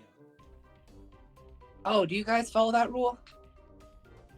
Certain races have certain age restrictions. I look You at can't exactly give an elf who's 100 when Okay. they're You see clearly him. just... You see him like reach into his bag and pull out another chart that's got like you can clearly see it, Hoax. It looks like an easy version of it looks like like the basic you can look at it version of like what you saw for Zagler's legal list and stuff. Hoax just nods like cool. That's all I've got for him. I think that was both of our questions. Alright, I think that's all the good stuff taken care of. Anybody else got a oddball question? Mm, No, I literally think everybody asked their second question. Okay. So, should we deliberate on who we want? Yeah. Yeah. Go ahead and deliver it. Take your time. Look, I really wanted to hire a goblin because I think it would have been cool for diversity, but Alyssa's more capable. Yeah, she definitely seems a more competent. And her bar design is far less offensive for what everybody's curated around here. Yeah. Well, Very true. I mean, someday maybe we might need two bartenders, so then we can just send him a letter. Zagler, do we have a pile of contact laters?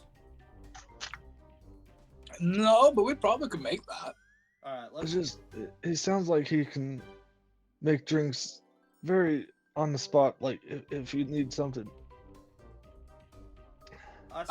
If you guys want, I can give you basically just like this quick little. You probably could get this inference if you want. The goblin is definitely your more like. Put it this way. Alice, hometown bar. It's like your hometown bartender. The Goblin, you're at like a club, basically. Yeah, and with what we're Yeah, doing, it's I mean, kinda that's the more vibe I got. Yeah, it seems like everything that's been curated, especially by Zagler, has been more of a hometown vibe. I mean, yeah, you can change, but it's entirely up to you what you want.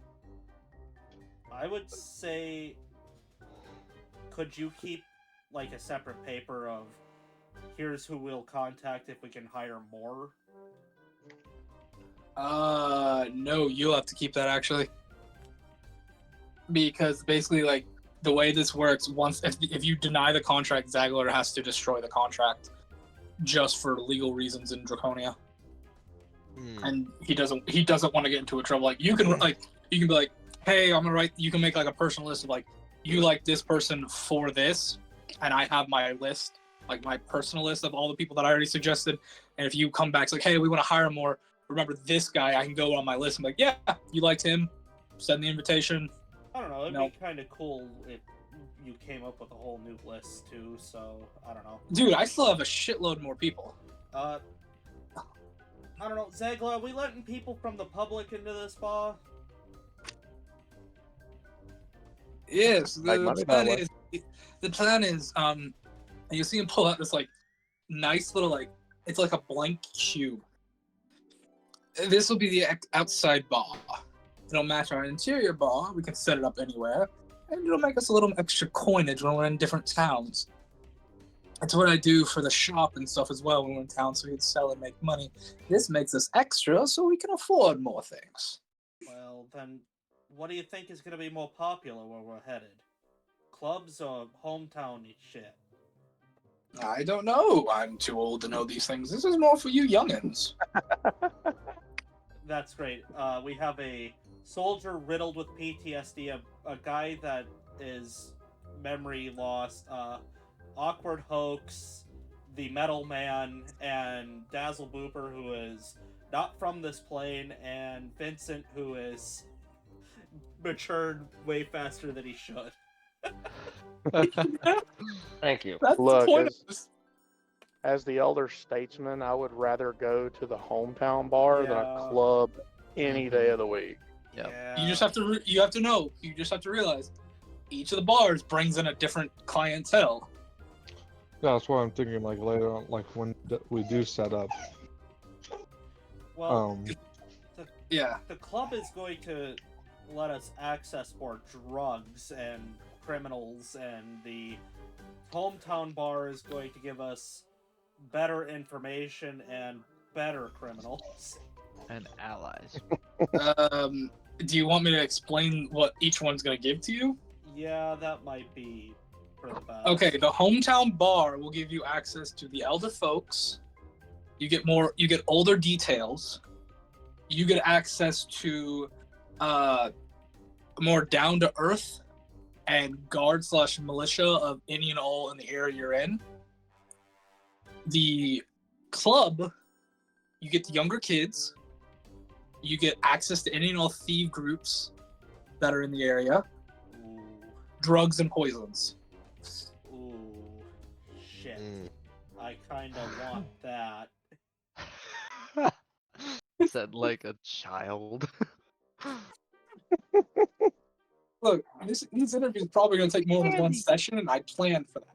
Because this gives you a lot of good shit when you start really exploring Draconia. I feel like it's more money to have access to the thieves and the drugs.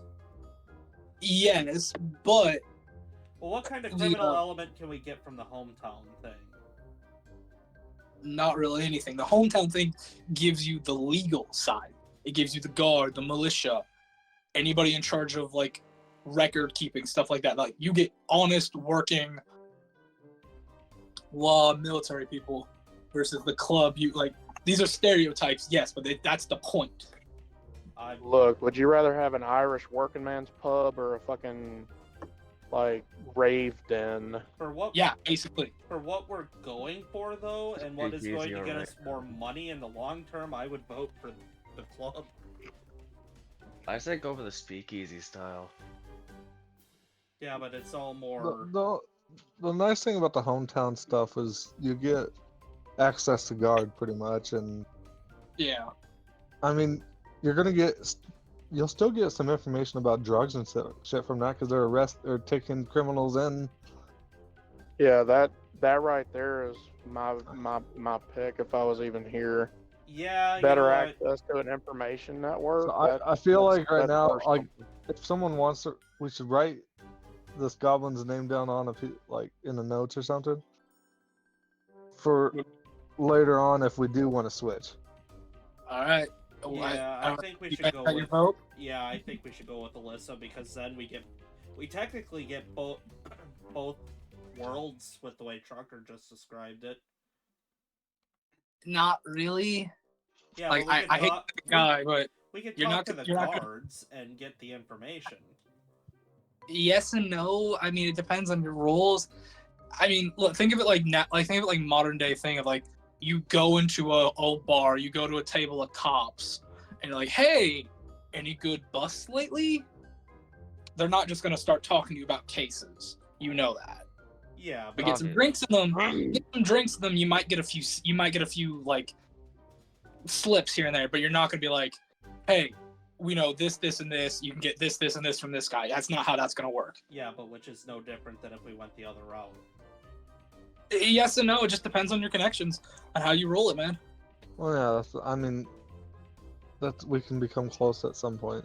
I mean, Yeah. These basically give you access to them in a sense. It makes them more I friendly. I think The it best, just works best in that way. Yeah. the big thing these things are gonna do is give you advantage or disadvantage with checks with them. Like the hometown bar stuff, it's gonna give you advantage with persuasions, investigations. Like you can go talk to the local guard, and they're gonna like you more because you had this nice bar set up. It had a homey feel. It feels like they can come there, get a couple drinks, feel like the back at with the boys kind of thing. Yeah. Okay, so Yeah. The pub and then like the club, you're getting the rowdy ones. You're getting the criminals, the haymakers, the out for a Sunday night, want a real good fun. You're gonna get access to more gangs, more thieves, dealers, poisons. You're gonna get guys like, hey, you want to get something fucked up? You want to get something done right? You come see, talk to us. The problem with that though is I feel like that'll get to a point where it'll piss the local guards off, and then they'll hate you because you open a bar Maybe. like that. yeah. And it could be vice versa with the gangs and criminal groups Yeah, and stuff exactly. like that too. It doesn't really matter. I just think the home.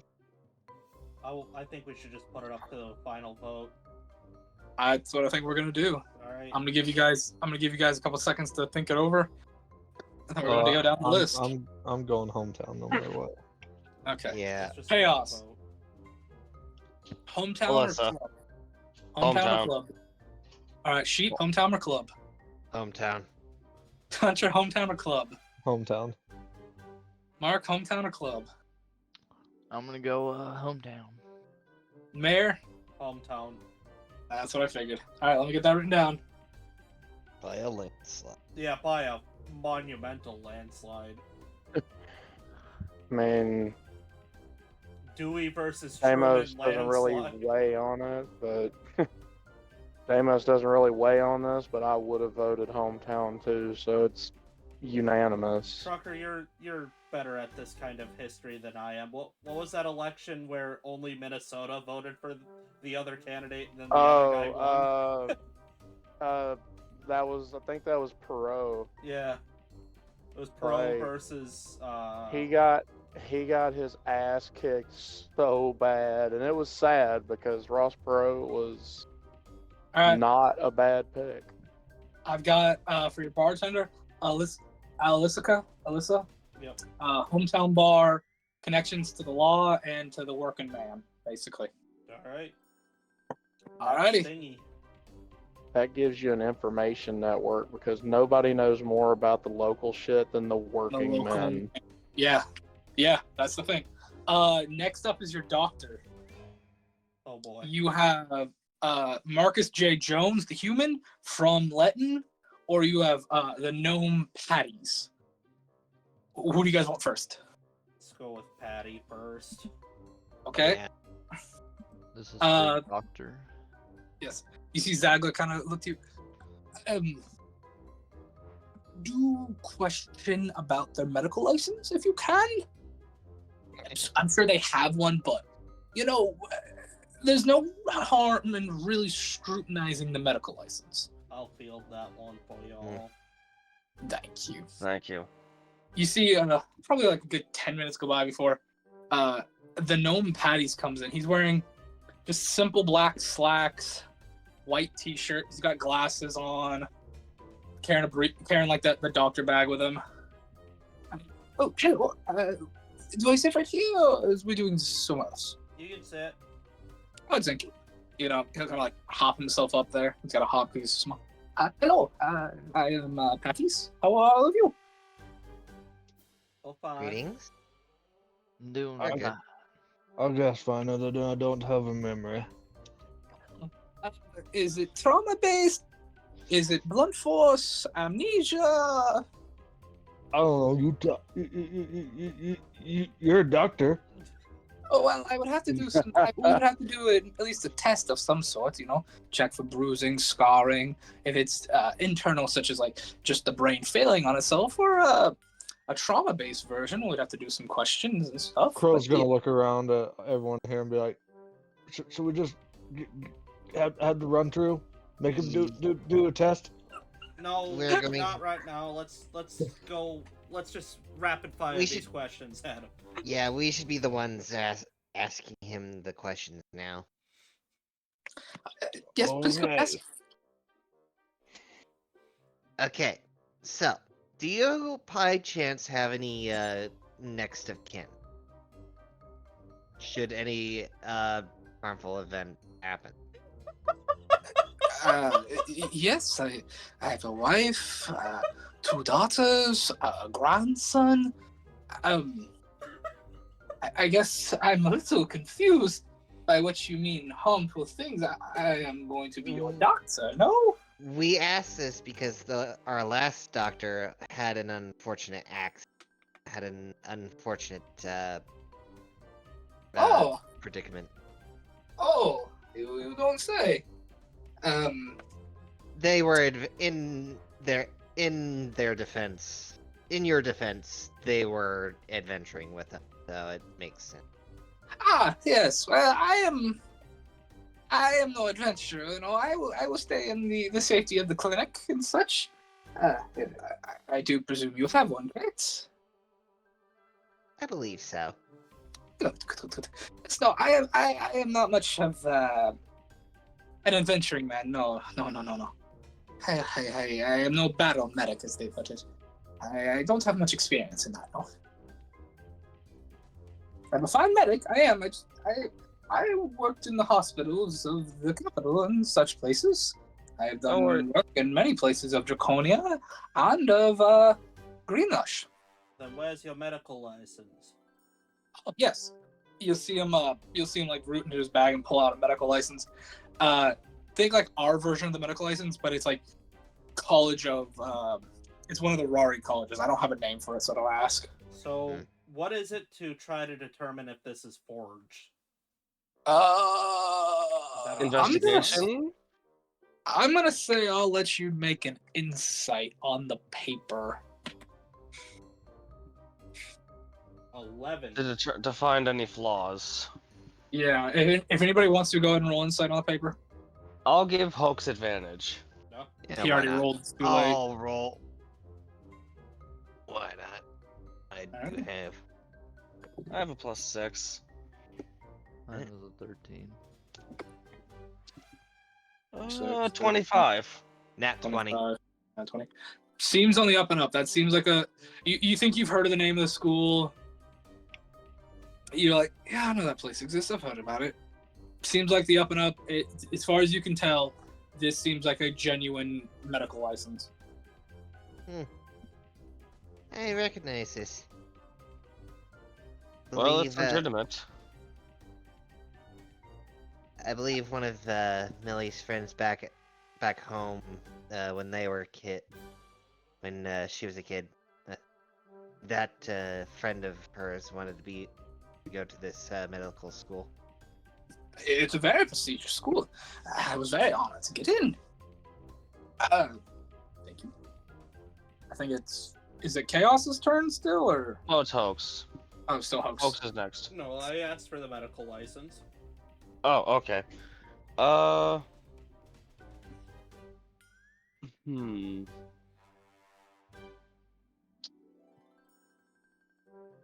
Our last doctor, when he was with us in our adventuring group, he had mentioned how he was part of the. Wait, did he ever mention how he was part of the Latin Civil War? Or Trucker, did you mention that? I don't remember. I think you did. Not to did you Vincent. ever? Not to Vincent. All right. All right. That scratches that. That scratches that bit.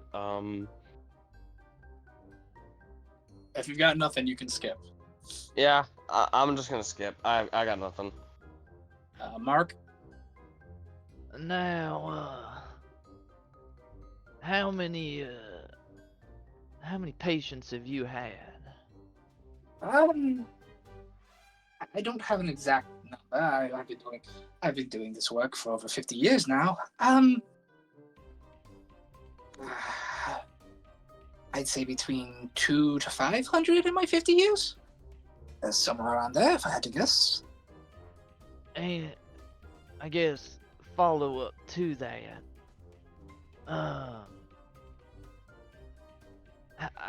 And this might be hard to answer.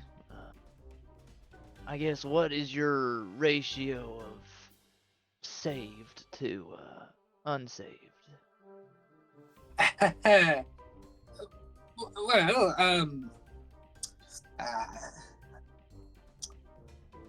medicine is not perfect. You can't save everyone. We do die eventually.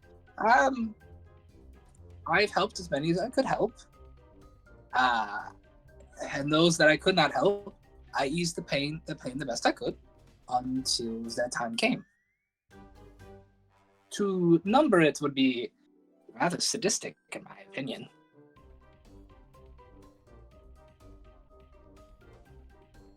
It seems like you're working around the question here, sir. No, I understand. I was just kind of asking for a more so of a percentage to get an idea of. And Still, like I said, it was a hard question. Still, in Gilram, that was rather callous of how you put it. You can't measure a person's life like that. I bet you. Yeah, moment it starts being like that, it starts I losing meaning. I must agree with your friend. To think of a life as simply a number, it makes my profession seem barbaric, and that thing. It then makes you. It reaffirms the stereotype that the negativities that such healing classes, such as clerics and paladins, put upon us. That we're nothing more than children with toys stabbing away, trying to stitch up bleeding holes when we should leave it to the naturally arcanely gifted, as they put it. And Like I and to help in your defense, Doctor, I'm a sorcerer who uses healing magic, and I personally feel like that was feel insulted on your behalf as well. Thank you. I have no disrespect for healing magic, but it only can do so much. Such Exactly. as you, for example, you have to clean the wound when you cast healing magic. If you keep debris or dirt in the wound and cast your healing magic, it doesn't remove the debris. It simply heals around it, and you can then have a foreign object in the body. I'm sorry, I'm rambling. It's quite alright, Doctor. It's just the fact remains that was rather uncalled for in Gelram, how you phrased that. I mean, I'm no doctor. I'm a mere soldier. exactly. So And he's I was looking just out to putting see it in who. my form of I'm trying to save as many lives as I can. I did not mean no harm or I guess not harm. None, I did not mean no. I meant no offense. I just. none taken, none taken. I understand. I understand. That is a question we are asked many times. How many lives have we saved? Are we good at our jobs? Yeah, I've got one last question for you. How are you at delivering children? Hunter saw his question first, I didn't but know that. What's the most severe surgery you have done?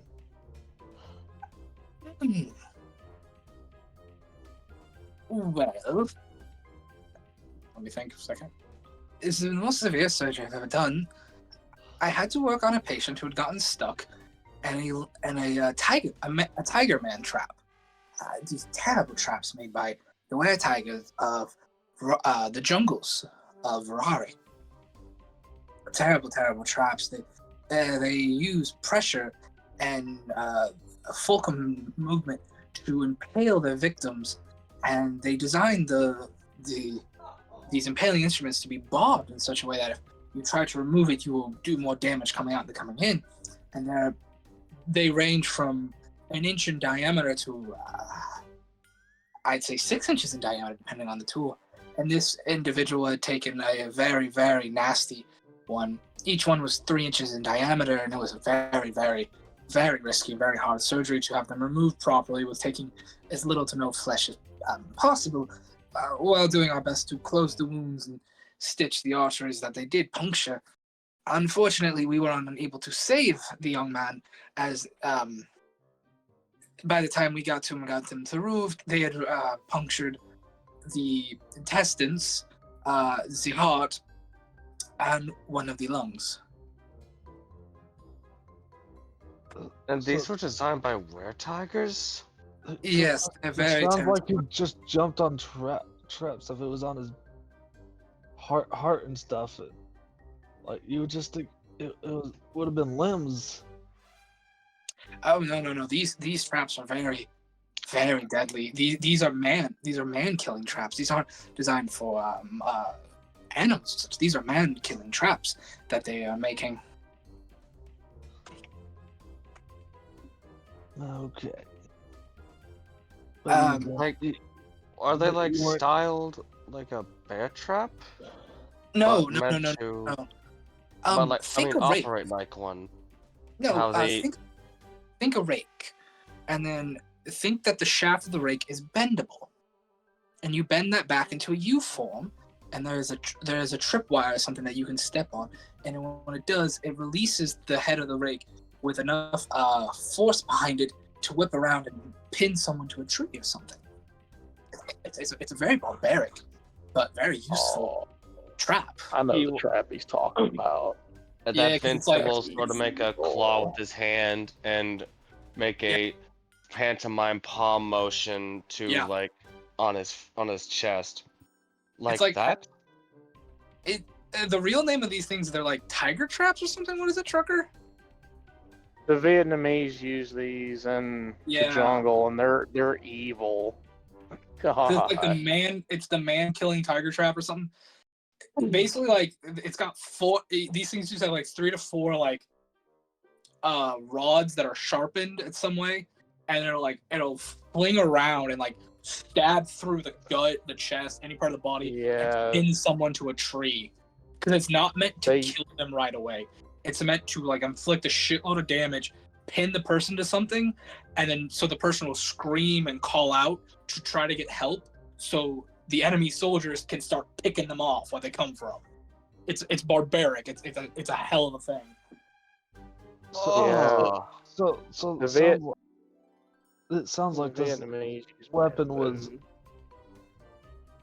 like a torture device, but was gonna kill him anyway. So why? I just don't. I don't know. Well, you As asked Crow's brain is just getting fried at this point, trying to think about all this. You asked us for the most gruesome thing, and when I was serving as one of the backline medics during a conflict over there for my training, I had to deal with one, and I felt so sad for the young man. He was crying from his mother. It was very, Very sad. Did you at least save him? No, he said it, No, he he just- died. So that's It I pierced- figured. It pierced his heart and shit. So I don't even. At that point, you're dead. Well, you can take minor damage to the heart, and your heart can be replaced with time. What really did him in was the puncturing of the digestion, the digestion tract. The acids from the stomach plus the feces in the body basically killed him. Toxic. Yes, if even if it had missed his heart, he would have died from infection. Good old sepsis. I try Yes. again. I mean, yeah, you can blurt out your question now if you really want to. How are you at delivering children? I can do that, no problem. It was my field of expertise, actually.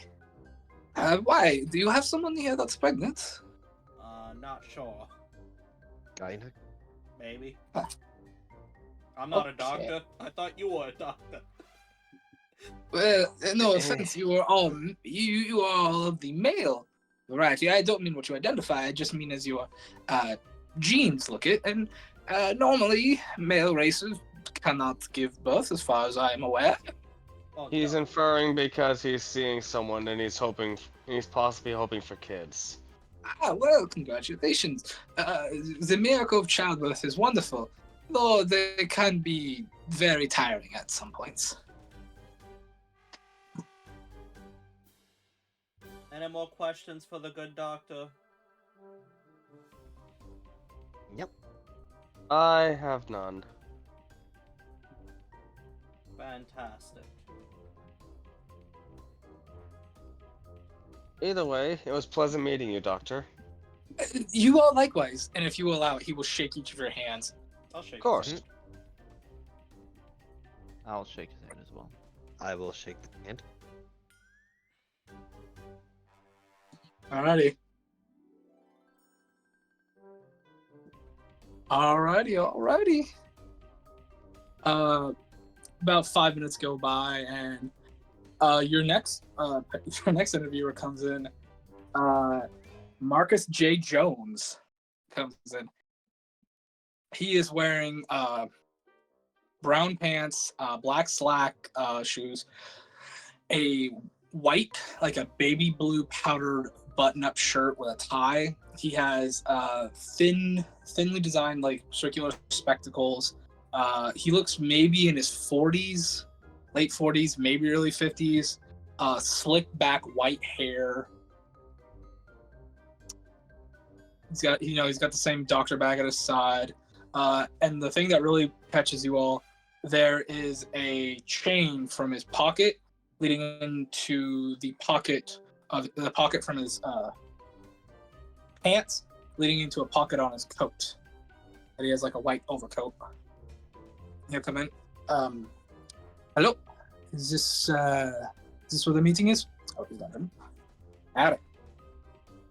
Yes, sir. This is where the meeting is. Yes. Nah. Good to hear. I am Marcus J. Jones. He reaches his hand out for a shake if anybody will take it. I'll take it. I'll shake hands. He'll take the handshake as well. It's a firm handshake. It's definitely it's a doctor's handshake, you know. It's cold too, I bet. It's a little cold. It's just a little. It's deliberately cold. Yeah, it's the mortician touch. God, don't remind me. But alrighty.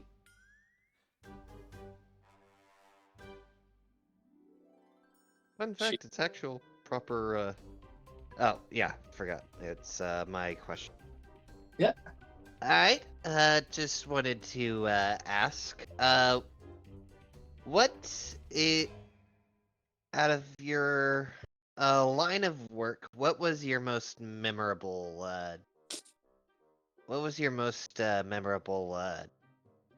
surgical medical procedure? Yeah, we'll ask about those already. Most memorable. I had to help this was back when I was still young and I was new. I was working with a surgeon. His name was Surgeon Jonathan. We thought we were doing just a routine checkup on a lady when she just suddenly passed out. Her heart rate had spiked extremely high, and we were wondering what was going on. Well, John got her in a stirrup and straps and got her on the bed immediately. Found out she was pregnant with 3, and they were coming out early. Lady didn't know. Thought she'd just been overeating. No, turns out she had 3 kids coming out a little prematurely. I will not forget that day for as long as I live. I see. Just looks at Hoax. Where's your medical license? Oh, right here. And Trucker, what was the name of the medical school you went to again? What was it? Just the Letton Academy? Or whatever? State Medical College. Yeah, that's what his says. Letton State Medical College. Alright, same thing. I'd like to insight this. Is anybody willing to give me advantage? Go right ahead.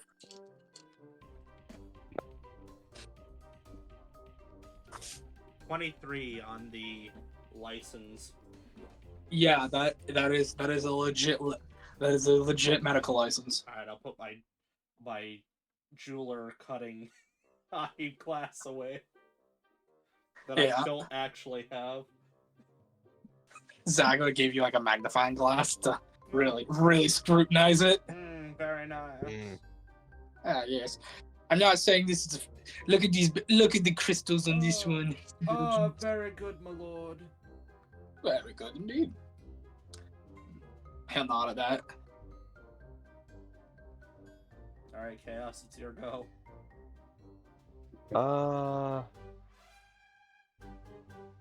How many patients have you had? Excuse me, sorry. How many patients have you had over your career?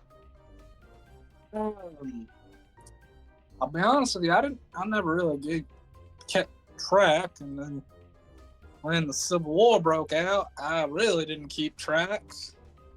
Kind of a blur there. I can't really give you a number on that, friend. I'm sorry. Alright, let me rephrase it. If you could populate a village, a town, or a city with the amount of people you saved, which would you say? Which would you say? Specifically that he's saved, or like specifically that he's treated? Saved. That he treated. I'd have to say maybe a small city. Sorry. That's fine with me. I simply asked for a sense of scale. Yeah. Mario's like a fucking country. I'm like, I mean, you specifically asked like treated and saved. It's like pre the Civil War, probably a few people, but once the Civil War hit, there wasn't exactly a lot of I'm saving people. I'm keeping them alive the best I can, or I'm numbing the pain so they pass away swiftly and peacefully. Well, yeah. I do mean treated. Yeah, like a small city is what he's putting. Like a small city, maybe. He did not keep track of us, and once the Civil War broke out, that's not something he was like, oh, I gotta count how many people I healed and blah blah blah. He was more focused on helping them as much as he could, you know. Mm-hmm. Alrighty, Marky Mark, you got any questions?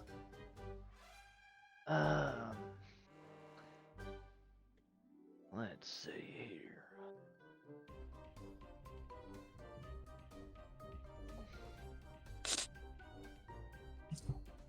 I guess, what would you say your medical expertise is? Like, which... I don't know. Yeah. Battlefield medic specifically. Okay.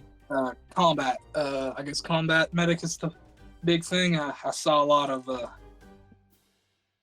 action of it during the war and the Civil War, and when it was all settled, for lack of a better term, the year of peace we've had now, I finally got my doctorate and everything, and basically made me a battle medic.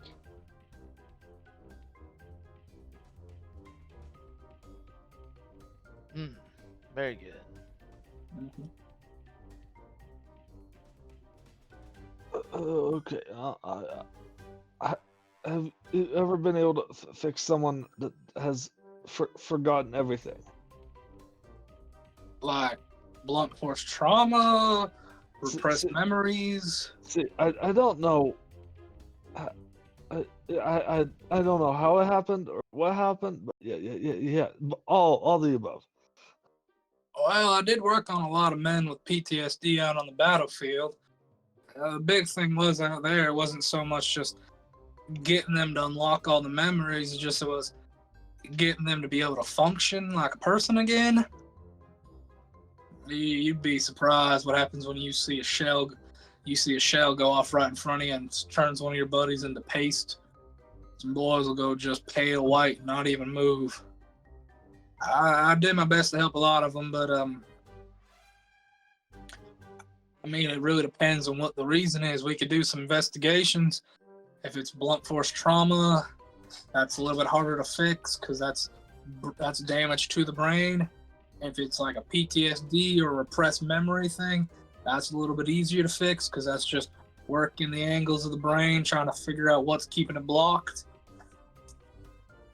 Okay. We'll have to see.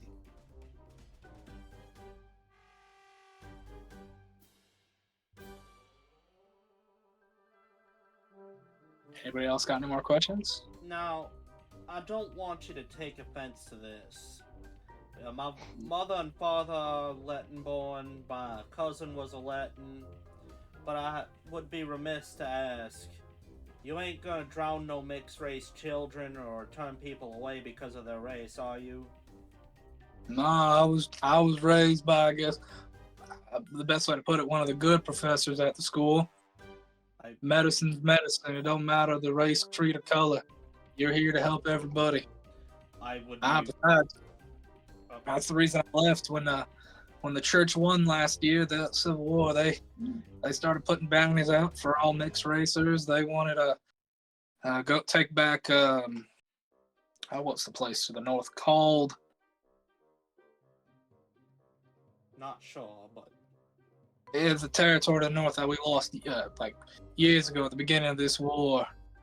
now, That's a lot of different races up there. now, obviously I gotta incite this just for my own character's sake. Yeah, That's not gonna net me anything. That's an 8.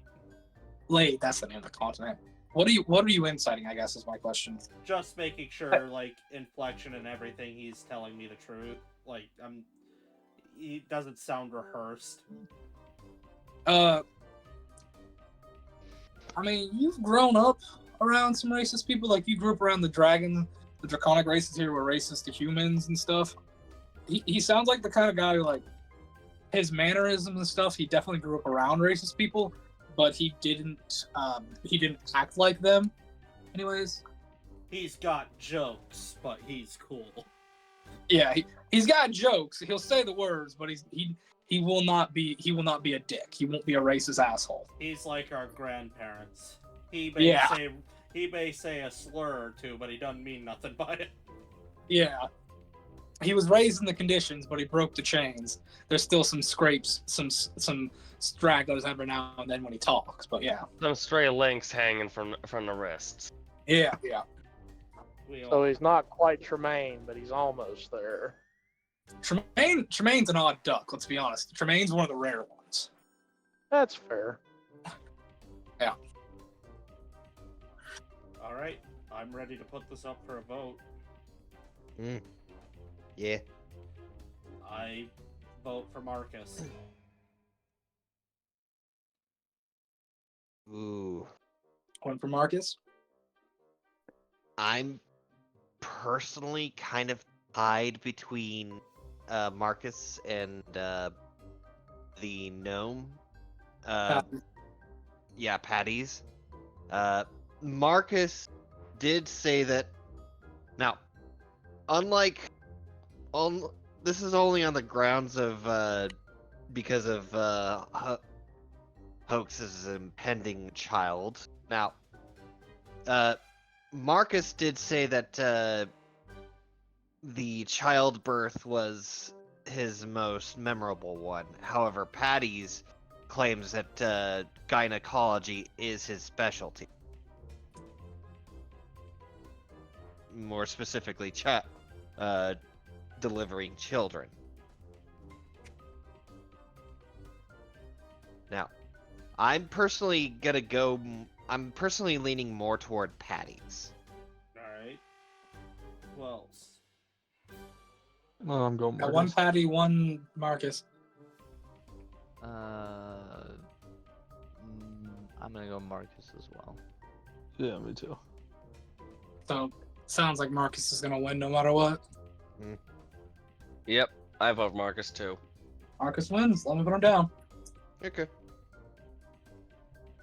So this I think we might be taking 2 sessions to do this, just because of everything. But hey, that just means more of this for people.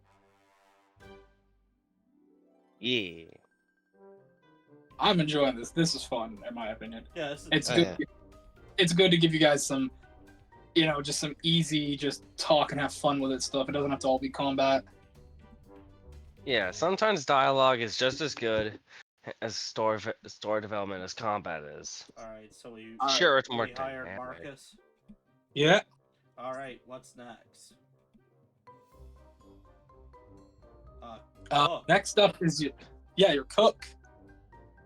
So you have Gold Tusk or Martin. Gold Tusk is an orc. Martin is a human. Alright, let's get, I'd say Martin first, perhaps? Okay. Coming in first, you see a 28-year-old human, black hair, black eyes. He's wearing think you're your sous chef attire. Oh, hello. How are you doing? Very well. Go to here. Go to here. Supposed to be Belgian, and I keep switching to Asian. That's bad. So, Tell us a bit about yourself. What point in your life did you realize that cooking was your passion? I don't know. I started cooking when I was young. I cooked for my siblings. I cooked for my mother and my father. I got really good at baking. I got really good at making soups. I make a lot of breads, a lot of pastas, a lot of soup. But I just like doing what I do.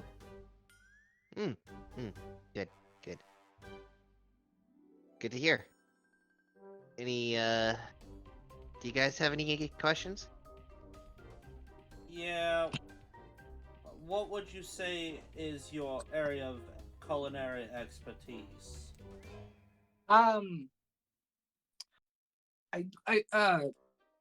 Hold on one second. God needs to look at the map so he can remember which continent he's thinking of that has this specialty. Mac and cheese with sliced up hot dogs. Baked No. mac and cheese with sliced up hot dogs. Okay, are we really bringing this back? We're coming back Yeah. around. Back out of the Krispy Kreme, ladies and gentlemen. The secrets of the universe were revealed to me when I learned the recipe for a PB&J. So the thing is, actually, my mentor was from Kathos originally. He migrated from Kathos. So I am very good with Chthonian dishes, which are a lot of hearty root dishes, and such as and also things like goat and lamb and such. But I'm also styled in the Sunset Isle dishes, which is a lot of aquatic-based culinary things, and rice and such. So think Greek and fish. So Like- Mediterranean and Mediterranean and sushi. Like Paleolithic. Mediterranean, Hawaiian, like Japanese, Chinese, and then Mediterranean and Greek, which is Kathos dishes. After we discussed Mare. Yeah, with a hint of Paleolithic because mammoth. Oh yeah, and Paleolithic. Yep, sorry. So, fish base, but Mediterranean spice. And others, yeah. So So Flintstone style short ribs from a mammoth. Got it. Flintstones meets the Mediterranean. Perfect. Monster Hunter style Don't feast. forget Greek. Don't forget the Greek and stuff, please. Oh, Oh, we're yeah. not forgetting about the Greek, but that's some delicious Greeks are spices and Mediterranean. herbs. I'm just picturing Brontosaurus Euros. The Greeks Oh. are located right off of the Mediterranean Sea. Yeah, but the way you With- guys are putting it, it sounds more like you're thinking just caveman meets sushi. And I'm like, No. No, I'm with- picturing with- caveman meets Greek. yeah, with some latkes on the side. Come on, man. yeah. Yeah. I'm just letting you know. Come on. There. Anyway, next question. What's your most famous dish? It is a pasta with mussels, shrimp, clam, oyster. Very good, very good. That sounds amazing right now. Yes. If this was real life, I wouldn't even let the other interviewers come in. Right? Do you have a sample of your Jesus. food? No, not on me, no. What would you say is the area of culinary that you're considered your least experienced area? What's your weakness in the culinary field? What is what I mean to say. Home style cooking, I guess is the term. And my voice keeps changing every 5 ways because God is having problems. A home cooked meal style, you know. I cook stuff that is very much like 4 or 5 star restaurant things. Ah, more of a high class style approach to cooking. Yes. I see. I'm satisfied.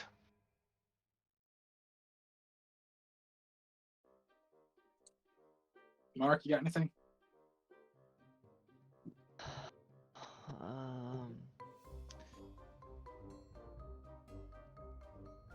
Do you have a different range of, I guess, meals? I guess the question is, do you have like high class, middle class, low class, or is it just one? It's mostly just high class. I am not very good at like the home cooked meal thing. I like to put a little too much flair, is the way to put it, for it to be a home cooked kind of meal vibe. I understand.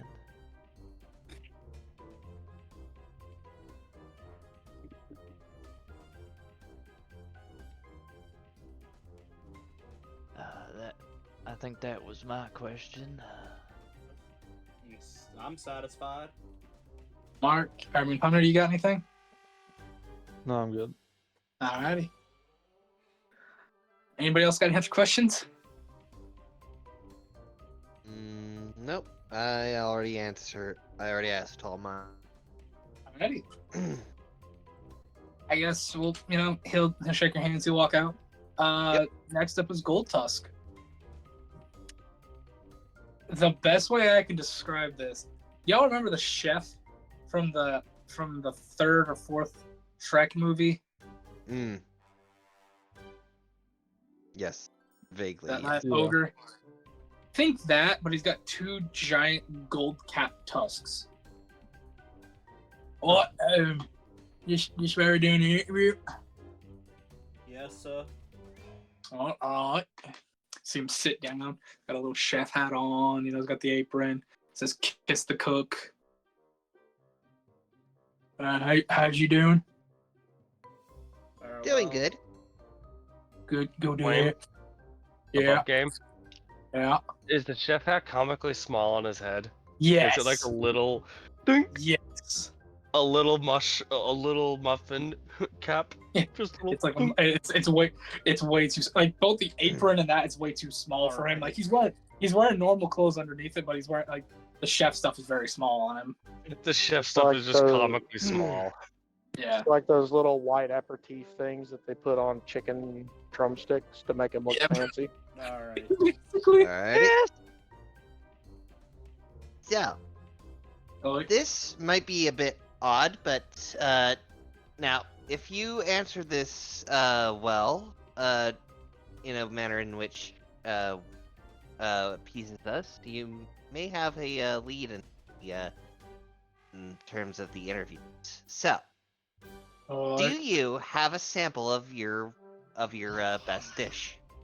oh yes, I do. Would you like May some? wait. Of course. You see him like pull from his side this like itty bitty think your little dice bags. I Mhm. think the small one little set dice, not the big ones, the small ones. You see him open up with 2 fingers, reach his whole arm in there, and hears him go. He pulls out a big boiling cauldron that has this very fragrant soup stew smell to it. And you'll see him pull out some bowls and start ladling it each into him and serve it to you. This is a chicken and onion based soup with a little bit of thickness to it from you think maybe a little bit of cream of mushroom and a little bit of cheese, like a pepper jack cheese for spice. Little mushroom Kind of stock. Yeah, little. Yeah, it has Is there it has a bit garlic? of Is there stuff. garlic? There is garlic. Yes. That's a plus in my book. You see, I'm a there is garlic nut. leek. Little leeks cut and sprinkled on top as well. Ah, yes. Yeah, I was told that adds a bit of texture. People like it. And here, if you want to add anything, you see, put salt and pepper down. And then this is my secret sauce if you want to add a little flavor. And he puts down this very gourmet looking sauce bottle with gold italically viney trim around it. Mm-hmm. Yeah. Oh, does it have that gold? Does it have that gold film wrap like it has on the champagne bottles? No. It's it looks like golden vines wrapping around this thing. Oh, that's even better. Now, as per the golden rule of any restaurant states, you only try the condiment that the chef recommends. Oh, Exactly. So Vincent's gonna apply some of that secret sauce on his soup. Yeah. Same. it gives it this very odd, tangy, but sweet flavor to it that mixes really well with the chicken. It makes the chicken really pop with the soup, but it doesn't overpower any of the other flavors already existing. Oh, that's good, Oh yeah. dude. And Gelrum. This makes you feel like you're at the front lines, like you're back at war on one of the good days where the men went out and hunted and they got a good boar or something and they made a big soup for everybody. It makes you feel like you're back there in a good time. Oh man. This is definitely this is a home style this is the Yes. hearty main meal kind of thing, Straight PTSD. He's just Oh. induced a ratatouille moment. He looks over at Gelrum. Oh, I'm sorry, do you not like it? You're crying. No. No. It's Your it's food not that. gave me a PTSD flashback. I'm sorry, I killed him with my cookie. No. You just caught me in a pleasant memory. Oh, well, that's good. They say food is the window to the soul and all that. Well, I'd say you definitely opened up some lost memories. Yeah, that's good. There you're up. So what is your expertise in cooking? Strengths and weaknesses? I guess my weakness is I'm not really trained in anything. I'm just kind of a jack of all trades. I pick up what I pick up. I cook what I cook, kind of thing, I used to be a cook for me and my boys, but they're not around anymore. So I just kind of wander around cooking for myself and anybody that wants some food. This guy definitely eyeballs his measurements. Can't blame him. I do the same thing. I was about to say, I can't lie. I am the so do very I. same. True. You're not going to tell me what amount I'm going to be using. I tell me what amount I'm like- going to be using. Look, Measuring. he is the definition of a healthy dosage of. Hey, Measuring healthy spoons sprinkling. are for wimps. as they say, cut twice, measure once. I'll put it this way: if you guys get him and somebody brings him a measuring spoon of any kind, he'd be like, "Get that garbage out of my kitchen." What is this, communism? Yeah, what is this, Latin? Oh. I measure my Oh. salt with the palm of my hand. Let me salt my almond. Let me show. Wait, what's Salt Bay? He gets shades all of a second. He looks super buff and handsome. Yeah, that's what the ladies like. He does that sprinkle where the salt bounces off of his elbow. No, that's unsanitary. You don't do that. Alright. Anybody I else know, have right? any questions? Chaos, it's your Uh, turn.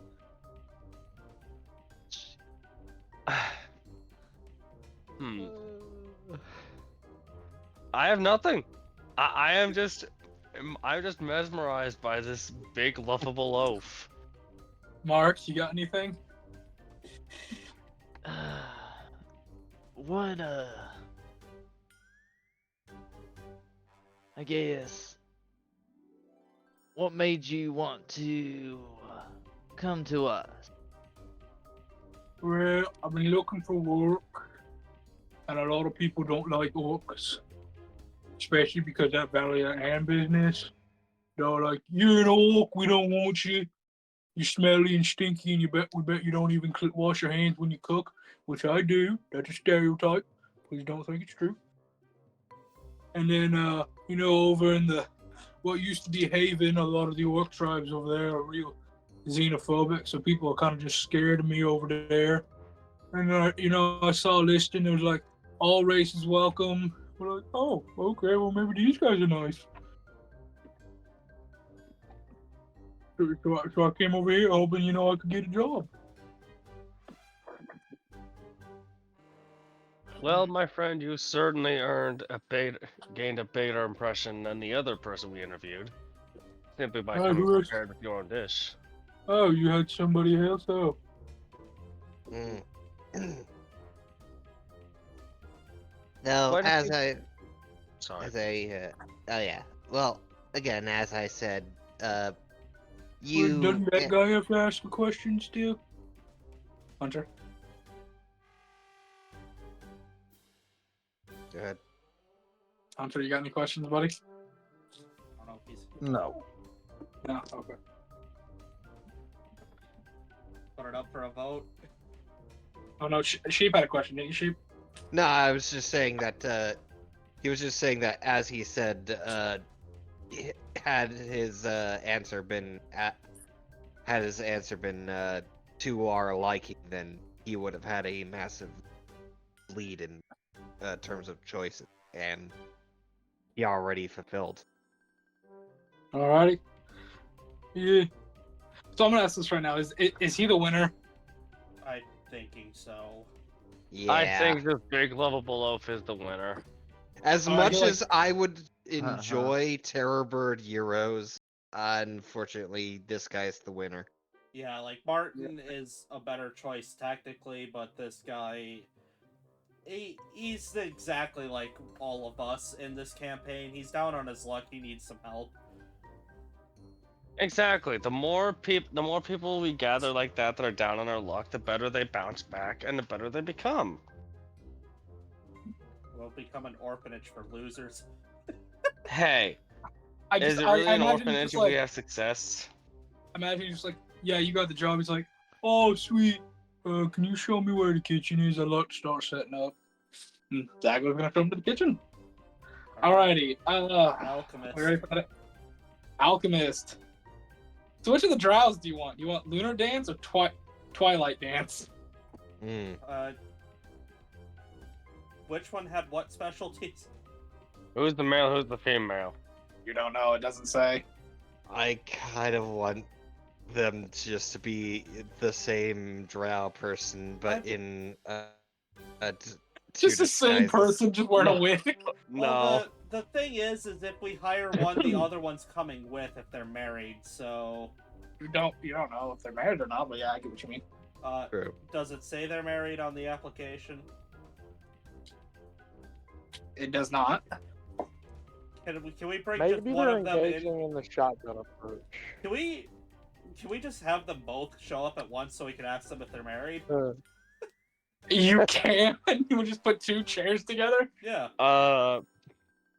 I think they're Yes. engaging in the shotgun approach. They're hoping at least one of them gets hired, and then the other one will just come with. If you'll So- permit me, I know how to speed run this. If you guys are okay with it. Yeah, I'm feeling a bit. I'm feeling a bit tired. All right, let's. Yeah. Yeah.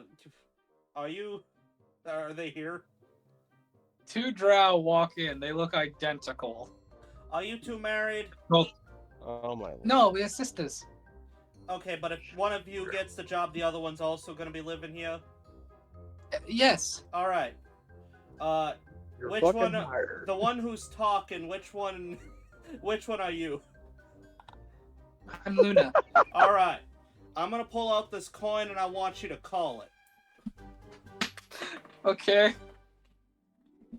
Heads or tails? Tails. Congratulations, Luna, you won. Zag will leave. I'm sorry, not Luna. Lunar. Her name is Lunar. All right, Lunar, Yeah. you won. Congratulations. Okay. Zagler will lead them to the room. It's like, What did he think of that hiring process? I guess we technically got two alchemists for the price of one. Yeah, I'll say it. We'll hire you both, but you'll have to split the pay. She can be her assistant. There's no rule against having an assistant. Alright, you got the alchemist. Are you guys ready for the next one? Battle Mage, this one will have to be a little more diligent on. There are four.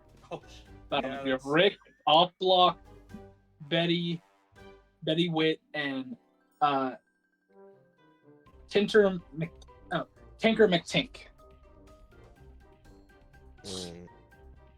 I'm gonna say leave Rick for last, if I can make a suggestion. okay. Let's do Betty. We- Betty was Betty Witt. Betty, then Tinker, because those are the two that I was the least impressed with. That's my vote right now. If I remember correctly, Betty was a divination wizard. Yeah, Yeah. Betty was a divination. So this just think Betty White. It's just Betty White. Just think Betty White comes walking in. Oh, Ah, greetings. Please have a seat. she does. So, tell us a bit about yourself. When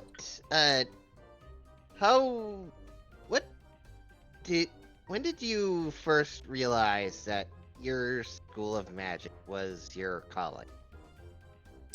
Oh, when I was just a little girl and I started, trying out magics. Where'd you go to school to learn magic? Let God look at the map real quick. Open a new tab so I can have to stop. It was when I accidentally destroyed my mother's garden with a fireball. Ah! Well, that is not a school, nor is that a location, so that's very unhelpful. I went to a school on the Sunset Isles, actually.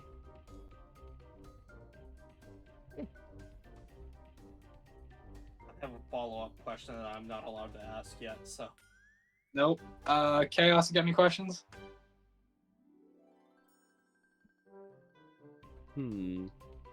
How diverse would you say your spell your spell repertoire is? Is it more geared towards support, offense, or defense? Support, I'd say, sweetheart. I'm more good at, predicting the future, seeing multiple outcomes, stuff like that. Understandable and respectable. Marky Mark? Well, I'm not the most knowledgeable about magic or anything myself. I'm more of a frontline fighter. But you said something about seeing the future. I can see glimpses of it and stuff, yes. And most of those are like come true in a form. They're probability at best. Okay. Guess that was my question. I'm trying to remember which one of these guys were the ones whose businesses burned down. Because that was the butler. That was the butler and the farrier that had the. Yeah.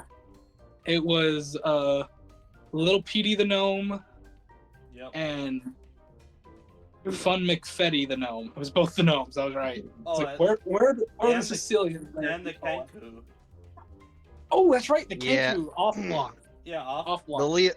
the Leonin butler, he had a history of all the families that he served being poisoned. But yeah, we're on a different. I'm just trying to remember.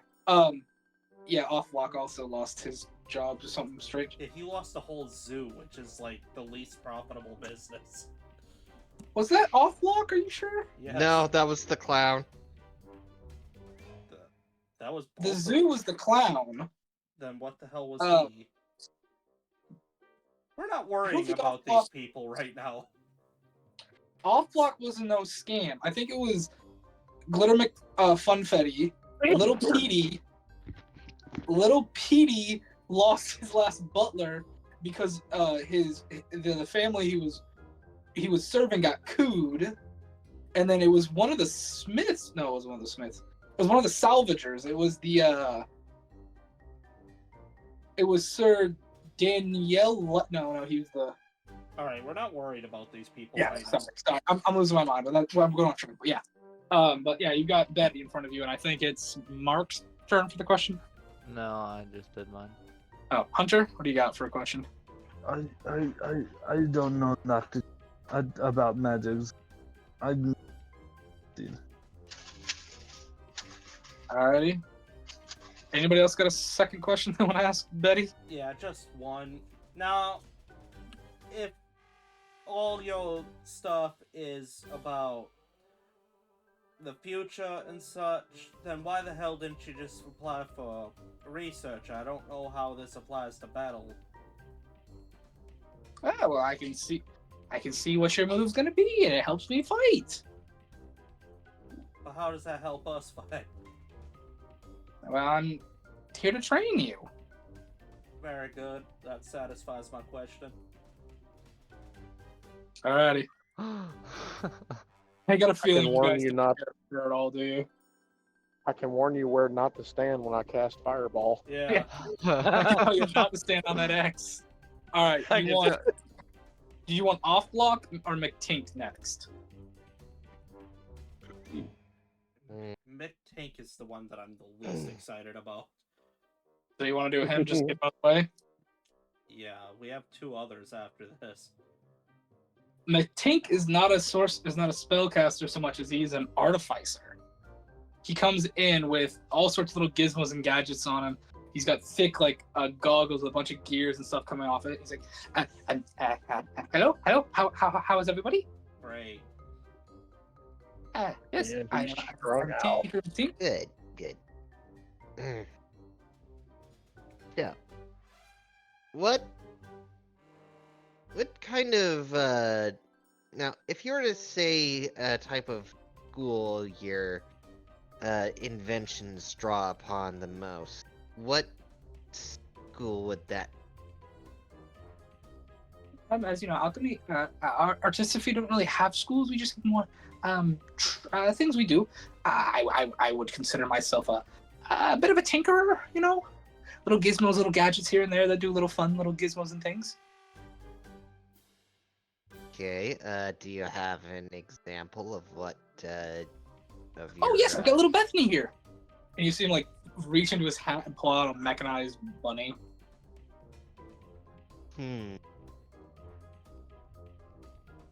Dazzle Booper squints, mainly because he's genuinely interested now.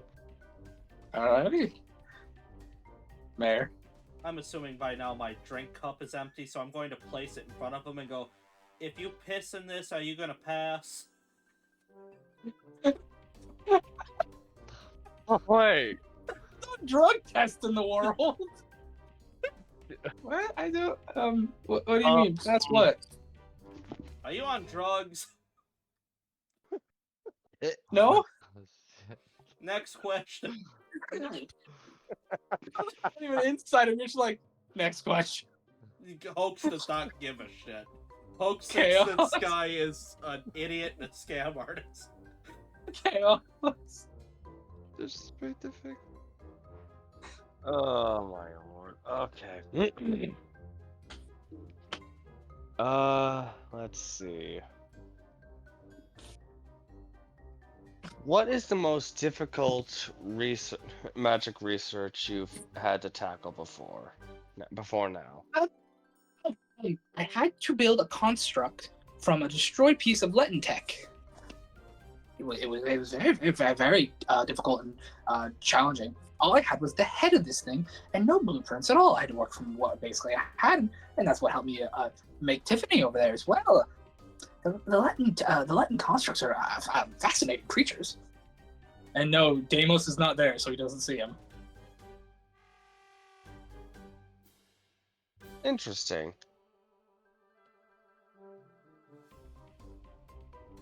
How many attempts did it take for you to make a working model of Tiffany over there? 1, 2, 3, 4, 5. 5. Impressive. Doubly so. Yes. Mark, you got any questions for him?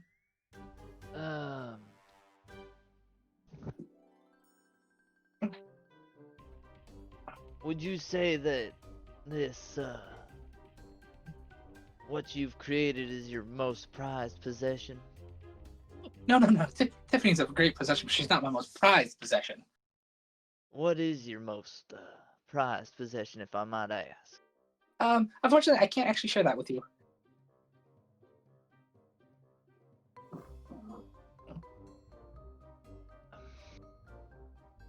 Can I, like, is there anything? Yeah, like, can I? Yeah, go ahead, inside him if you want. Yeah, I want to inside him. You could also ask him just why not. Well, yeah, I'd start with that. And, I guess why is that? Oh, I'm under contract, an NDR of sorts. I can't, talk about it.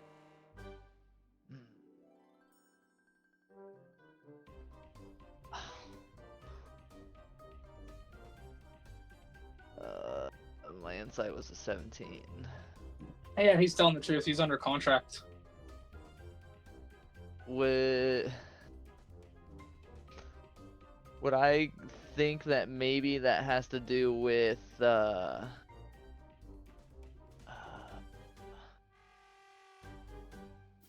Prism Army? Yeah. You got no idea. Well, the 17 anyways.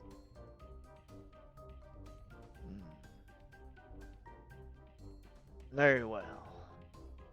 I won't push. Ready. Crow, do you have any questions? I do not. Okay. Anybody have any follow-up questions? Are they done for the day on that? I'm done with this guy. Yeah, I'm kind of done. Same. Wow, you guys just hate him. No, Well, it's just I tweak don't out hate acid him. is I'm too just much. tired. This guy's a tweaker. I deal with Also- enough tweakers in my real life. I don't need one in here. Mayor, I was Above looking at you. You were game. right. Off Offlock did lose his original job, because his little training school burned down. Yeah. Yeah, because he's Above basically game, he's a mentor. I'm slightly suspicious that you insinuated that no, I wasn't there, and I wasn't gonna say I was. That's Well, that was more to the party, that's but troubling. that was more to the party. Who's Up her- next is Offlock. You see coming in is like this like black as night crow kenku. I think everybody's nervous now. He's wearing like deep dark blue robes. He has a necklace with a necklace that's made up of like little bird skulls that comes to a very large one at the end of it. Mm-hmm. He has like a gnarled oaken staff with like a bird skull atop that as well. He comes walking in with a hunch. Comes and sit in. Hello. I knew it was coming. I saw that coming a mile away. Fuck you guys. I'm trying to do The something sinister good. crowfather looking head ass turns Please. out to have the squeaky voice. Please have a seat. He'll say Nah, back in it- He'll say back in Dazzle Booper's voice, "Have a seat," as he sits. Dude, All right. God. Dazzle Booper will ask. So, what school of magic do you practice in? You hear in this like really high pitched female gnome voice, enchantment and holy.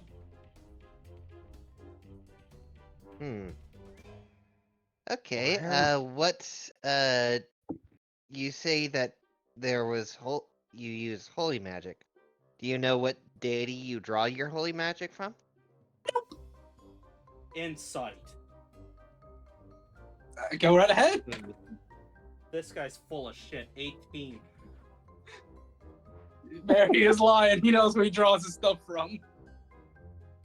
Really? Yeah, with an 18, you can tell he's lying. I'm gonna jot that down.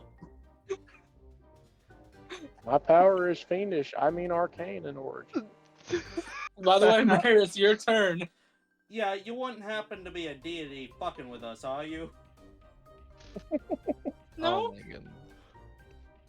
me off block. Because I'm off my block. yeah, well, I happen to know that you do know where you draw your power from, so where do you draw your power from?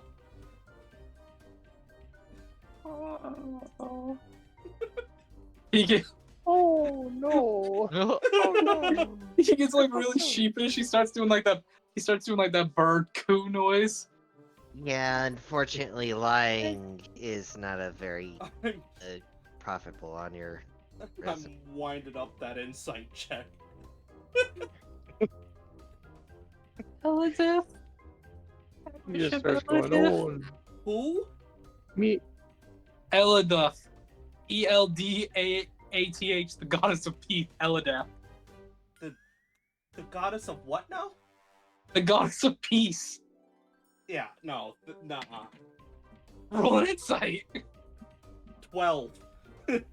He's telling the truth as far as you can tell. You don't even think he's a wizard. You think he might be a cleric. Hoax is looking a little. Oh my! Above game, we're gonna hire Hawk. It's not Hawk. I promise you, it's not Hawk. I'm not You that just- much of a dick. You described him looking exactly like him. Hawk doesn't have the necklace or the staff like that. Maybe he's a simulacrum of Hawk.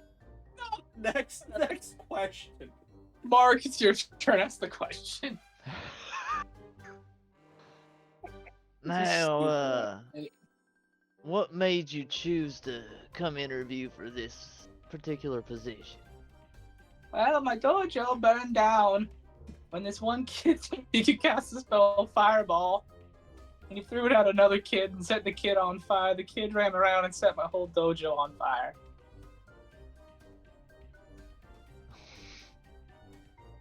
I'm sorry to hear about that.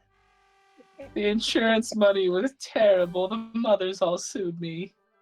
Oh, How was I supposed to know this kid made a deal with a demon? He was only 12.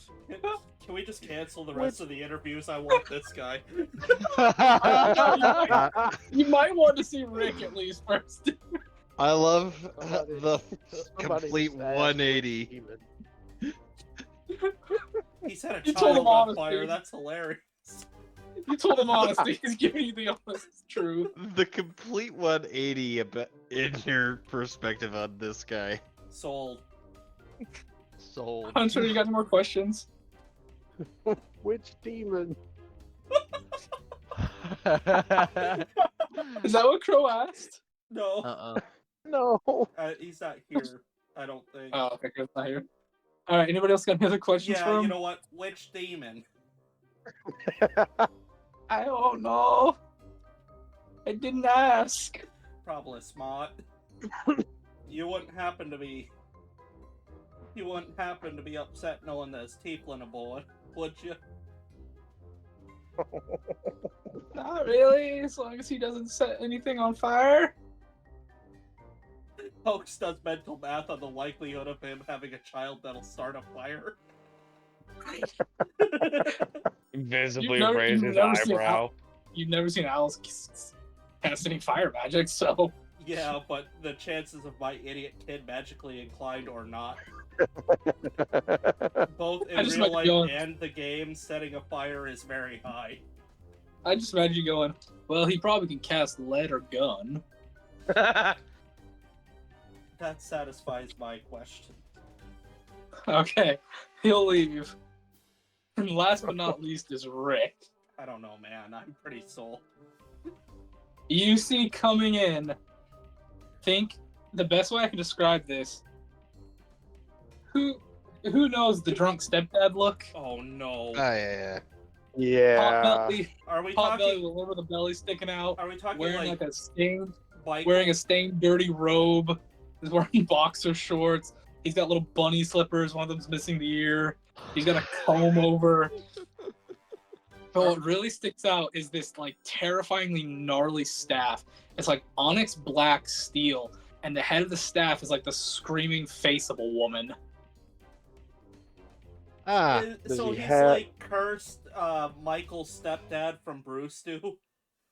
I was picturing Maybe. like Maybe. picturing like the ugly dude anime trope.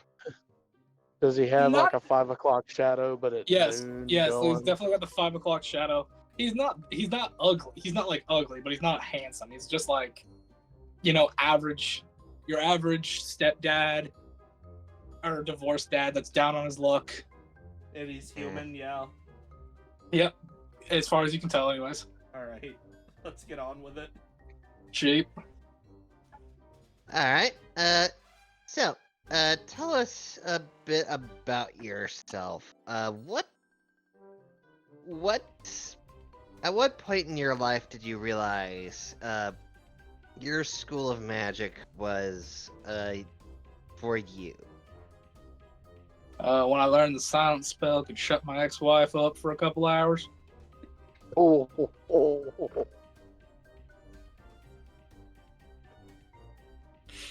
What spells do you know besides shut up XY? Well, see, I know shut up ex-wife, fetch me beer, child neglect, deny alimony, Back payments on child support, rusty Back- car, back child support, repossession, project car. project car, Did you? case race, I know I'm not allowed. alimony. I know I'm not allowed to ask a second question, but did you happen to win your house in this divorce? I did. Then the bitch set it on fire, A lot of fire. and my Wait. horse. Flame, I got one that you need to add to his repertoire. She took the horse and the kids. Power word depression. Oh, I know that one. That's a cantrip for me, after all. See? In my notes on the paper that Hoax has been writing out, he's just going to write awful lot of fire going around here. Yeah, Chaos, do you have a question?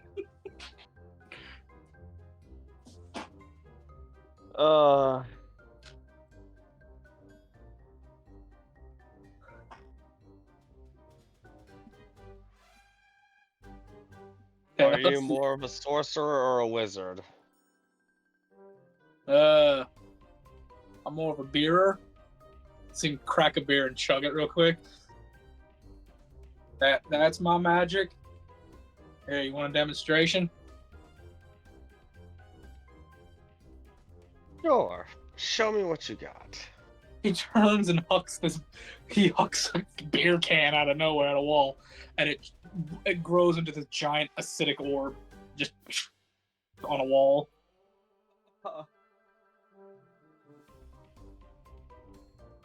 I casted Hangover. It was lethal.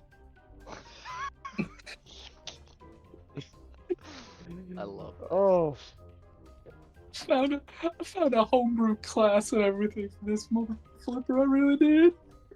Oh my goodness. Okay. Alright. I have nothing.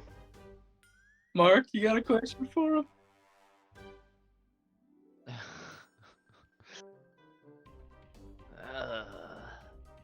I guess.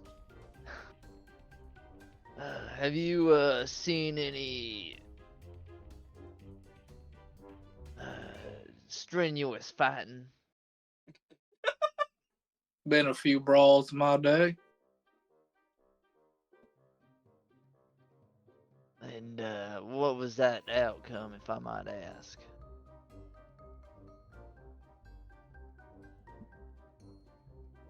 I says I seen the fuckers. I didn't say I participated in. There He was gives this you- one he gives- altercation with my ex-wife. I'm not allowed. You seem like straighten up a little bit. I'm not allowed to speak about such events because of the court order. I get into war with my slim fit Wranglers every morning. I see combat every day, boy. Every time I look at that beer can. I can't get my slim fit Wranglers up past my beer gut. It's an ongoing problem. Oh, this is sad, but I love it. Alright. Well, Rick Hunter. making me sad. I got nothing. Okay. Anybody else got a question for Rick? No, Rick has sufficiently made me laugh and cry at the same time. Okay. Now comes the fun part of the delegation. I vote for Hawk's little child that he forgot about. Its name is Off Block. Oblok? Hawk's abandoned Off orphan. Yeah. Block is the Pinku's name. Offblock or Obblock? Off block, like Affleck. Block. No, Off Block. Off- I'll just type it out. Lock block. OFFBLOC. Off Block. Oh, like off your block. Yes. I always thought it was like Well, Affleck. No. That's what I thought it was the whole time. You guys are Thank the you. schizophrenic ones. Yeah, Thank you. I I thought I was the only one. I couldn't hear it so good. Sorry, I'm laughing my ass off while we're doing this. Mm, So, yeah. It's been a great session. Yeah, Hawk's bastard child is my vote. we got one for Off Block. Chaos, who do you want?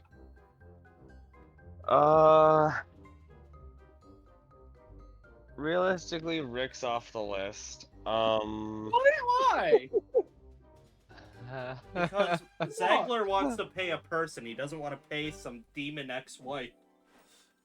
What are you talking about? He doesn't have to, you don't know what he's got to pay. Point stands. I mean, remember, it's up to you. That's I'm voting for off block as well. two for Off Block. Sheep, who you voting for? I'm personally going for off block. God damn it, you already won. Hunter, who you going for? I was going for Rick. Okay, one for Rick. Mark, who you going for? Just for the meme. The Oracle, is that Off Block? He's He's There's the the king. Kingu. The Kingu. Yeah. All right, let me put off block. He's the battle That mage. depends. Is Rick from a no fault country? I Yeah. have a feeling like because I feel like Rick follows vampire rules, so since he's been invited in, he's here anyway. You see him just find his way to the bar and pass out. He threatens off block to let him room with him. Hey, you and me are living together now, buddy. This is an awfully nice bar you got yourself here. It'd be a shame if somebody were to set up shop in it. Could you roll for probability of that? No, Zagler would literally feed him to Zolo. Yeah. Does this carriage have garage space? I need to put my 1978 Camaro somewhere. Y'all mind if I leave my bike outside for a couple days? You know, I just till I can come back and pick it up. You watch my kid for 12 or 13 more years until he turns 18. I gotta go get milk. He leaves. You guys are like talking, and then you hear a hi. And you see there's like a little kid just sitting in the chair. Where did my daddy Rick go? Who's your I gotta walk down to the store. I need a pack of smokes, and then you hear the distinct rumbling of a very large twin stroke, V set up Harley just crank and then just run away. cranking his Okay. Yeah. Anyway, Okay. we've got researcher next, and I think that might be all we have time for.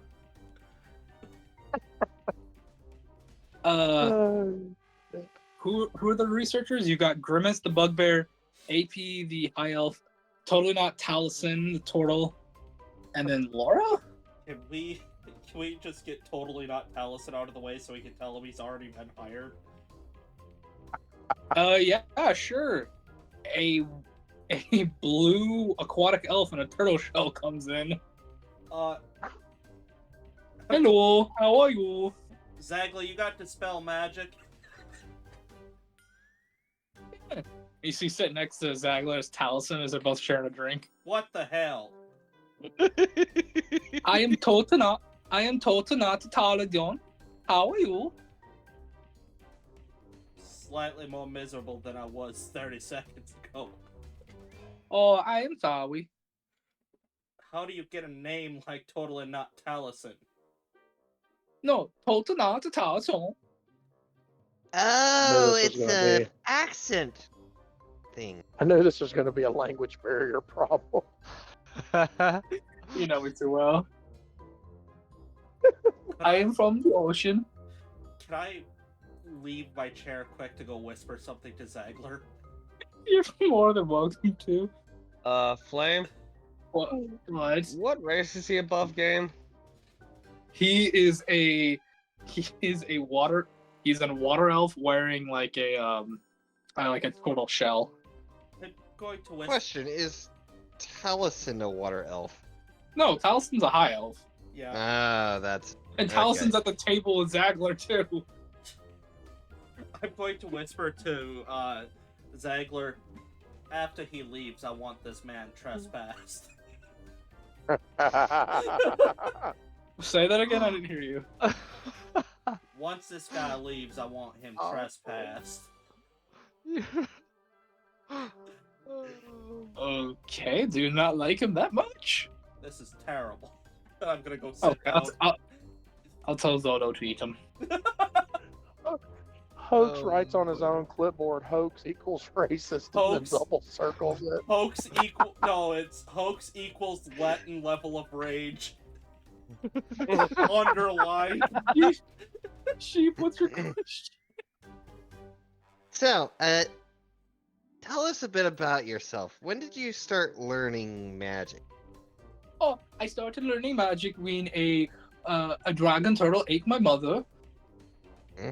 You know, ate my mother and then ate my pet turtle and then spit the turtle shell out and I put on a turtle shell and then I got stuck in the turtle shell. But I started learning magic because of it. But I'm more into the researching world. I just like reading books and learning things. I see. Wait. Are you going for a Finnish accent with this guy? I don't know. I'm going for big summer blowout. That guy, and it's slipping in. It's slipping into the Swedish chef because I can't keep the accent. Mm. He's a turtle. He's a water elf stuck in a giant turtle. I shell. have What no else you want? words. He's a wannabe Teenage Mutant Ninja Turtle. Maybe. Okay, Mare, what's your question? I don't have one. Sheep, or I mean not sheep. Chaos. What's your question?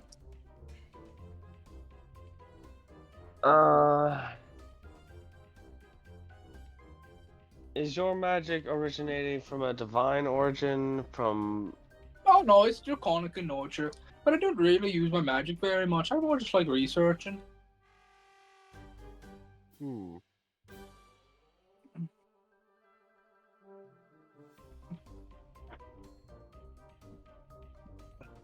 Mark, you I got a got question? nothing else.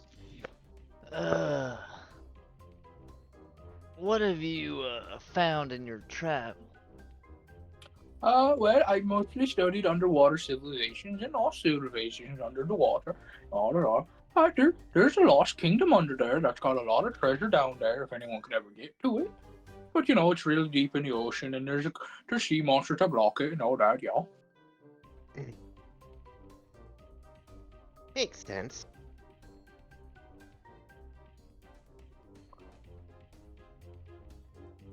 Hunter, you got any questions for this man? I got nothing. Okay, anybody else got any questions for him? No, I want him as far away from his possible right now.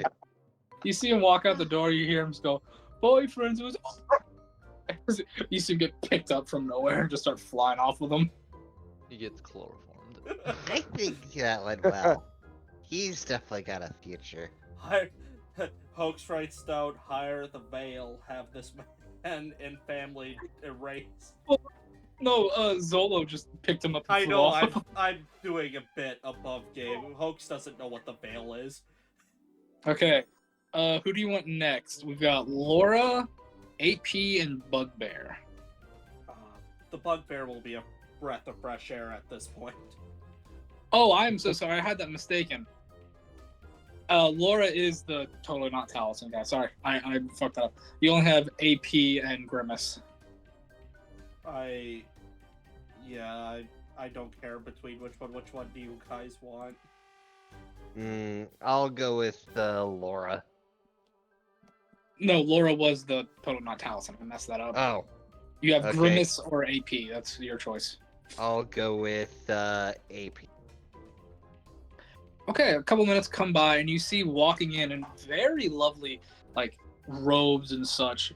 Different like movable, breathable, but like very like socially high class style, very elegant in their walk. You see a high elf with like purple eyeliner type stuff, very pretty, very beautiful. Who comes walking? Hello, is this for the interview? Yeah. Yes. Please have a seat. Yes, thank you very much. So, tell us a bit about yourself. What age did you start learning magic? This is for the researcher position, correct? Yes. Okay, I'm not one who's actually Sorry. arcanely inclined. What I have age? more focus on the books. I apologize. I should have phrased that better. What age did you realize that this profession was what you wanted to do? When I was fairly young, when I was a child, I would go into my father's library and read some of the ancient tomes and texts he had there from long lost civilizations. I became fascinated with reading upon them. Excellent. All right. What civilizations were? Do you know the names of these civilizations your father was studying? Oh, my father wasn't studying any civilizations. I studied. My father was just more one of those businessmen who collected books to make himself look intelligent. Oh, sorry. What were the civilizations that you were studying at that time? Various is from the lost ruins of here in Draconia to lost empires that have been fallen and repossessed between the jungles and the plains of many continents. Interesting. Okay. Hoax. Look, I've got to get straight to the point on this one. The biggest problem with our entire group is we have very often come up with very inappropriate questions and very bizarre questions. So we're going to give you a sample question and just see how you handle it. My question being, what are the logistics of a human mating with a dragonborn? We discussed that yesterday and we couldn't get to the bottom of it. It is actually feasible. So the way it works is if the female is a dragonborn, then you're more than likely to have 90% of a dragonborn. You have 10 or less than 10%, depending on coercion and some other genetical problems, to get what is known as a half-breed style. You become some sort of draconic-based human, or usually you just get a draconic sorcerer. You just get a human that is born in an egg with several draconic features. Hoax looked actually stunned for the first time all day. He was not expecting a real answer. Yes.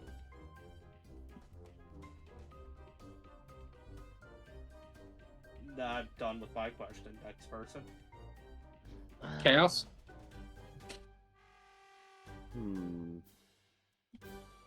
What is the hardest subject you've had to tackle in your research to date?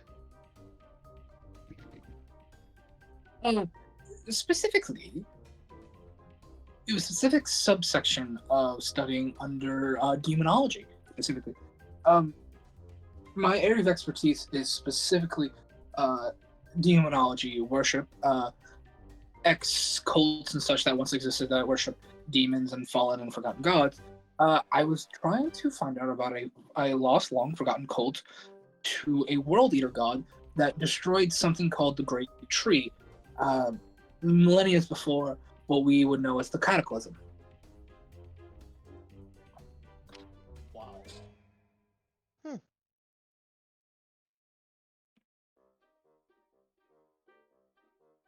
Marky, you got any other questions?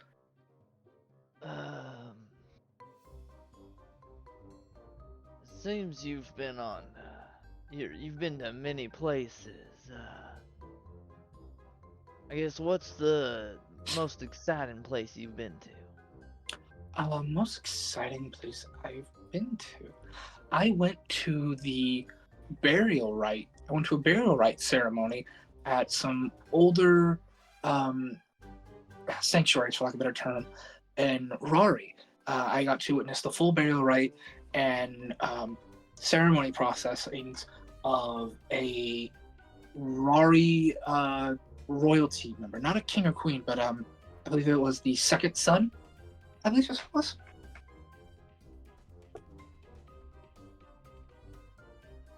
That's very nice.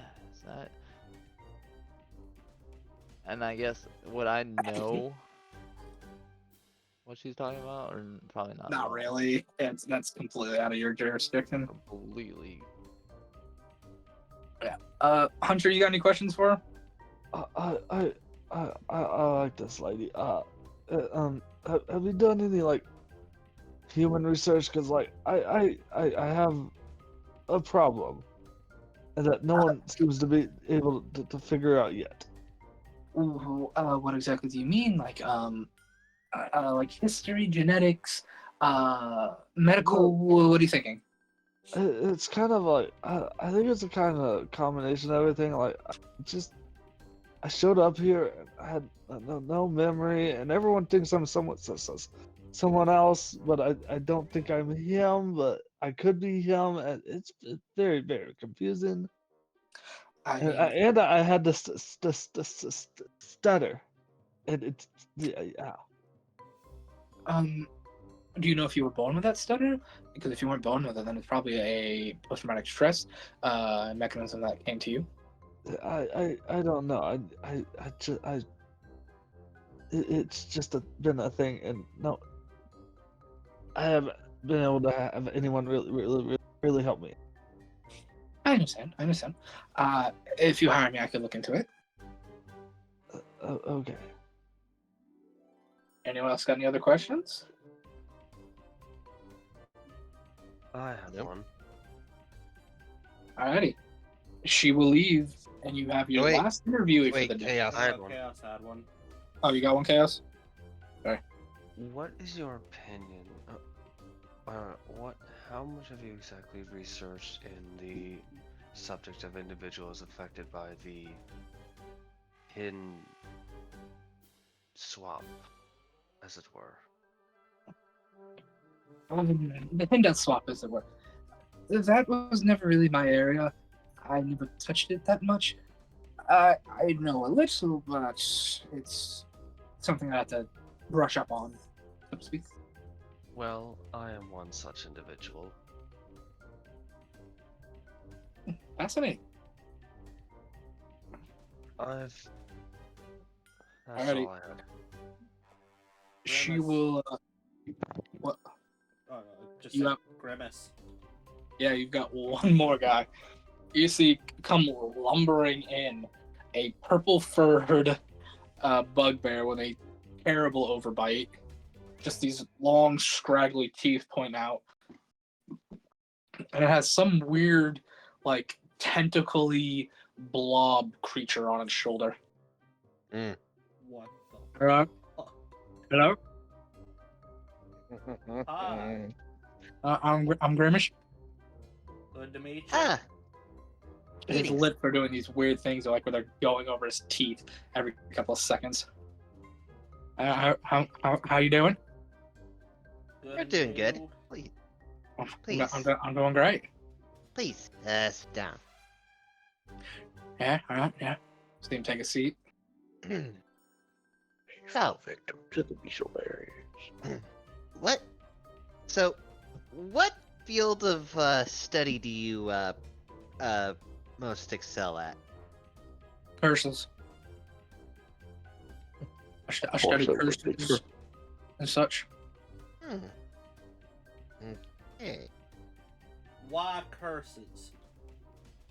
Oh, because I'm cursed. How? Bubba here.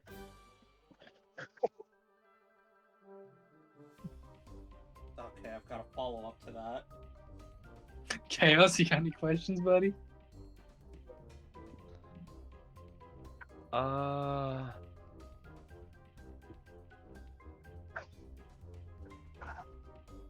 No, not really. I'm just running out of steam over here. Sorry. It's all good, man. Mark, you got anything?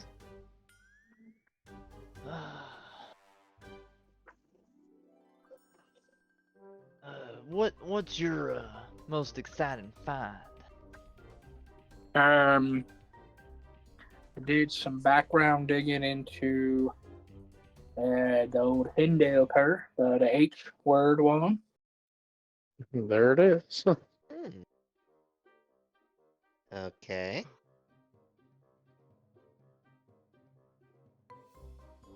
Mark, You mean Hunter? or Hunter, yeah, sorry. Oh, I got nothing. Okay. My follow up question being, have you tried simply asking Bubba to leave? Yes, many times. He will not leave unless I feed him more curses. Hey I Bubba, have to hey Bubba, you think you could just leave? A horrible screeching. the tentacles. You hear this like popping and weird sloshing noises. The tentacles move around. It's just, I'm just picturing that the longer he stares at this massive tentacles, he starts seeing like images of viscera and esoteric runes. No, it's just a blob with tentacles, and it's just everywhere. It starts to speak in Eldritch Common. To stare into the abyss, and the abyss stares back. We shall make you one and the same. You fear the abyss, but I am greater than that. Ooh, one more. Fine. Alright, I'm ready to vote. You got no other questions for this man? I don't. Anybody else? Nope. Alrighty. Who we voting on, boys and girls? Now, personally, my vote was originally for AP, but because Grimace, his field of study is leaning towards what Dazzle Booper initially plans to set out to try it. Set out tends to research on. I would have to go with Revenant.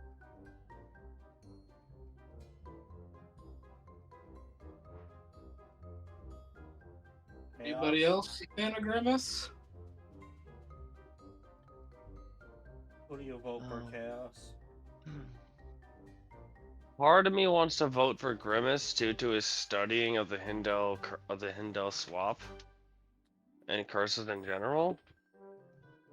But at the same time, I also like the idea of AP being part of the one because she just has, in general, a lot of experience.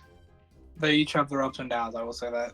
Yeah, if you have any questions for me, I can't answer them to a degree. I'm personally voting for AP because she's more story relevant. Yeah, me too. 2 for AP. Mark? I'm probably gonna go with AP. She had a lot. Alrighty. Sounds like AP wins that one. Yeah, sorry, sheep. That's fine. Like, I wanted to support Grimace, but with what I'm going to be doing after Vincent, Fair enough. Well, the one is going to propel everything versus one thing. That was my logic. yeah. They're both designed for something specific. I can tell you that right now. Grimace has his own values too, so he's going to be focused on studying his stuff more than anybody else's. Your guys' stuff will be like backups to his thing. If your stuff aligns with his thing, he'll be more focused on it. But if your stuff aligns against his stuff or is not what he's looking at, he'll have penalties to his rolling. Alright. So, Yeah. I figured. All right, you ready for the next interview? I think we've got the butler. I'm gonna be real. I don't know if I've got. We're not doing the butler. You guys are all dead. Yeah. I do We've not. We've been laughing our asses off at everything else. So Yeah. good session though. Good session. Oh yeah. So whatever This we is name fun. this, just know that the next episode is pretty much gonna just be automatically named the same thing, Part 2. Ooh, Shark Tank. No. No, Ah, it doesn't fit. It doesn't fit. Sorry, sheep. I get where you're going with that. If they were trying to sell you something, I would definitely go with that. But it doesn't fit. See, if it wouldn't, That's also probably copyrighted. Oh God, yeah, you're right. Probably is. if it wouldn't, Yeah. So if it wouldn't get us A, copyrighted, and B, in a lot of political heat, I would say The Apprentice, but Yeah. which is I was okay. I have an idea. Management. Hiring needs. Management. My thing's management. Help Wanted. Middle management. Ooh, help wanted. I kind of like that. Help wanted or meet the crew. Yeah, you go. No. No, Meet Meet the Crew seems like it'd be more of a fact stream where we essentially do in-character questionnaires where I don't know, when Meet Flame the just Crew. Meet the Crew The feels like staff. it'd be the first session of a new game. yeah Oh, what about meet the staff? I kind of like Meet the Staff. staff meet. No, I think Meet the Staff is better. Yeah. Oh, wait a minute. God damn it! I just thought of one. Hiring. It No. Ed. What do they call those things where businesses give like a Job fair? Oh, job fair? Yeah, job fair. I That's don't, actually Yeah. pretty close to what we're doing. yeah, I don't hate job fair. All right, go job fair. How do you spell this version of fair? F-A-R-E or F-A-I-R? FAIR. FAIR. You know, Yeah. like Carney fit, like I don't know. I got no. I'm running on fumes right now, man. Let's just get It's Me too. FAIR. let's get this over with. Chaos, you're the most dead on your feet. Let's take this away.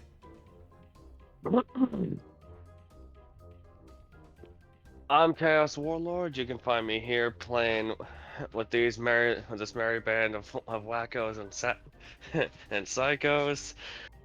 If I'm not here, you can find me on PlayStation as Chaos. You can find me, yeah, pretty much just messing around with either Helldivers or messing around on a couple other co-op games. Alright, sheep, go. Hi, I'm Defective Sheep. You can find me here playing the role of Desilio Spooperton, or Dazzle Booper for short.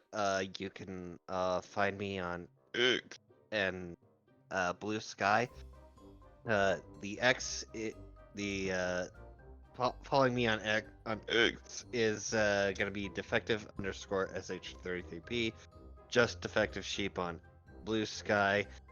I do art commissions. It's only $2. My asking price is only $5. So commission me. Alright, Hunter, go. Hunter Mac, you can find me here playing the Crazy Crow. Alright, Marky See you Mark. next week. Hey, it's Marky Mark.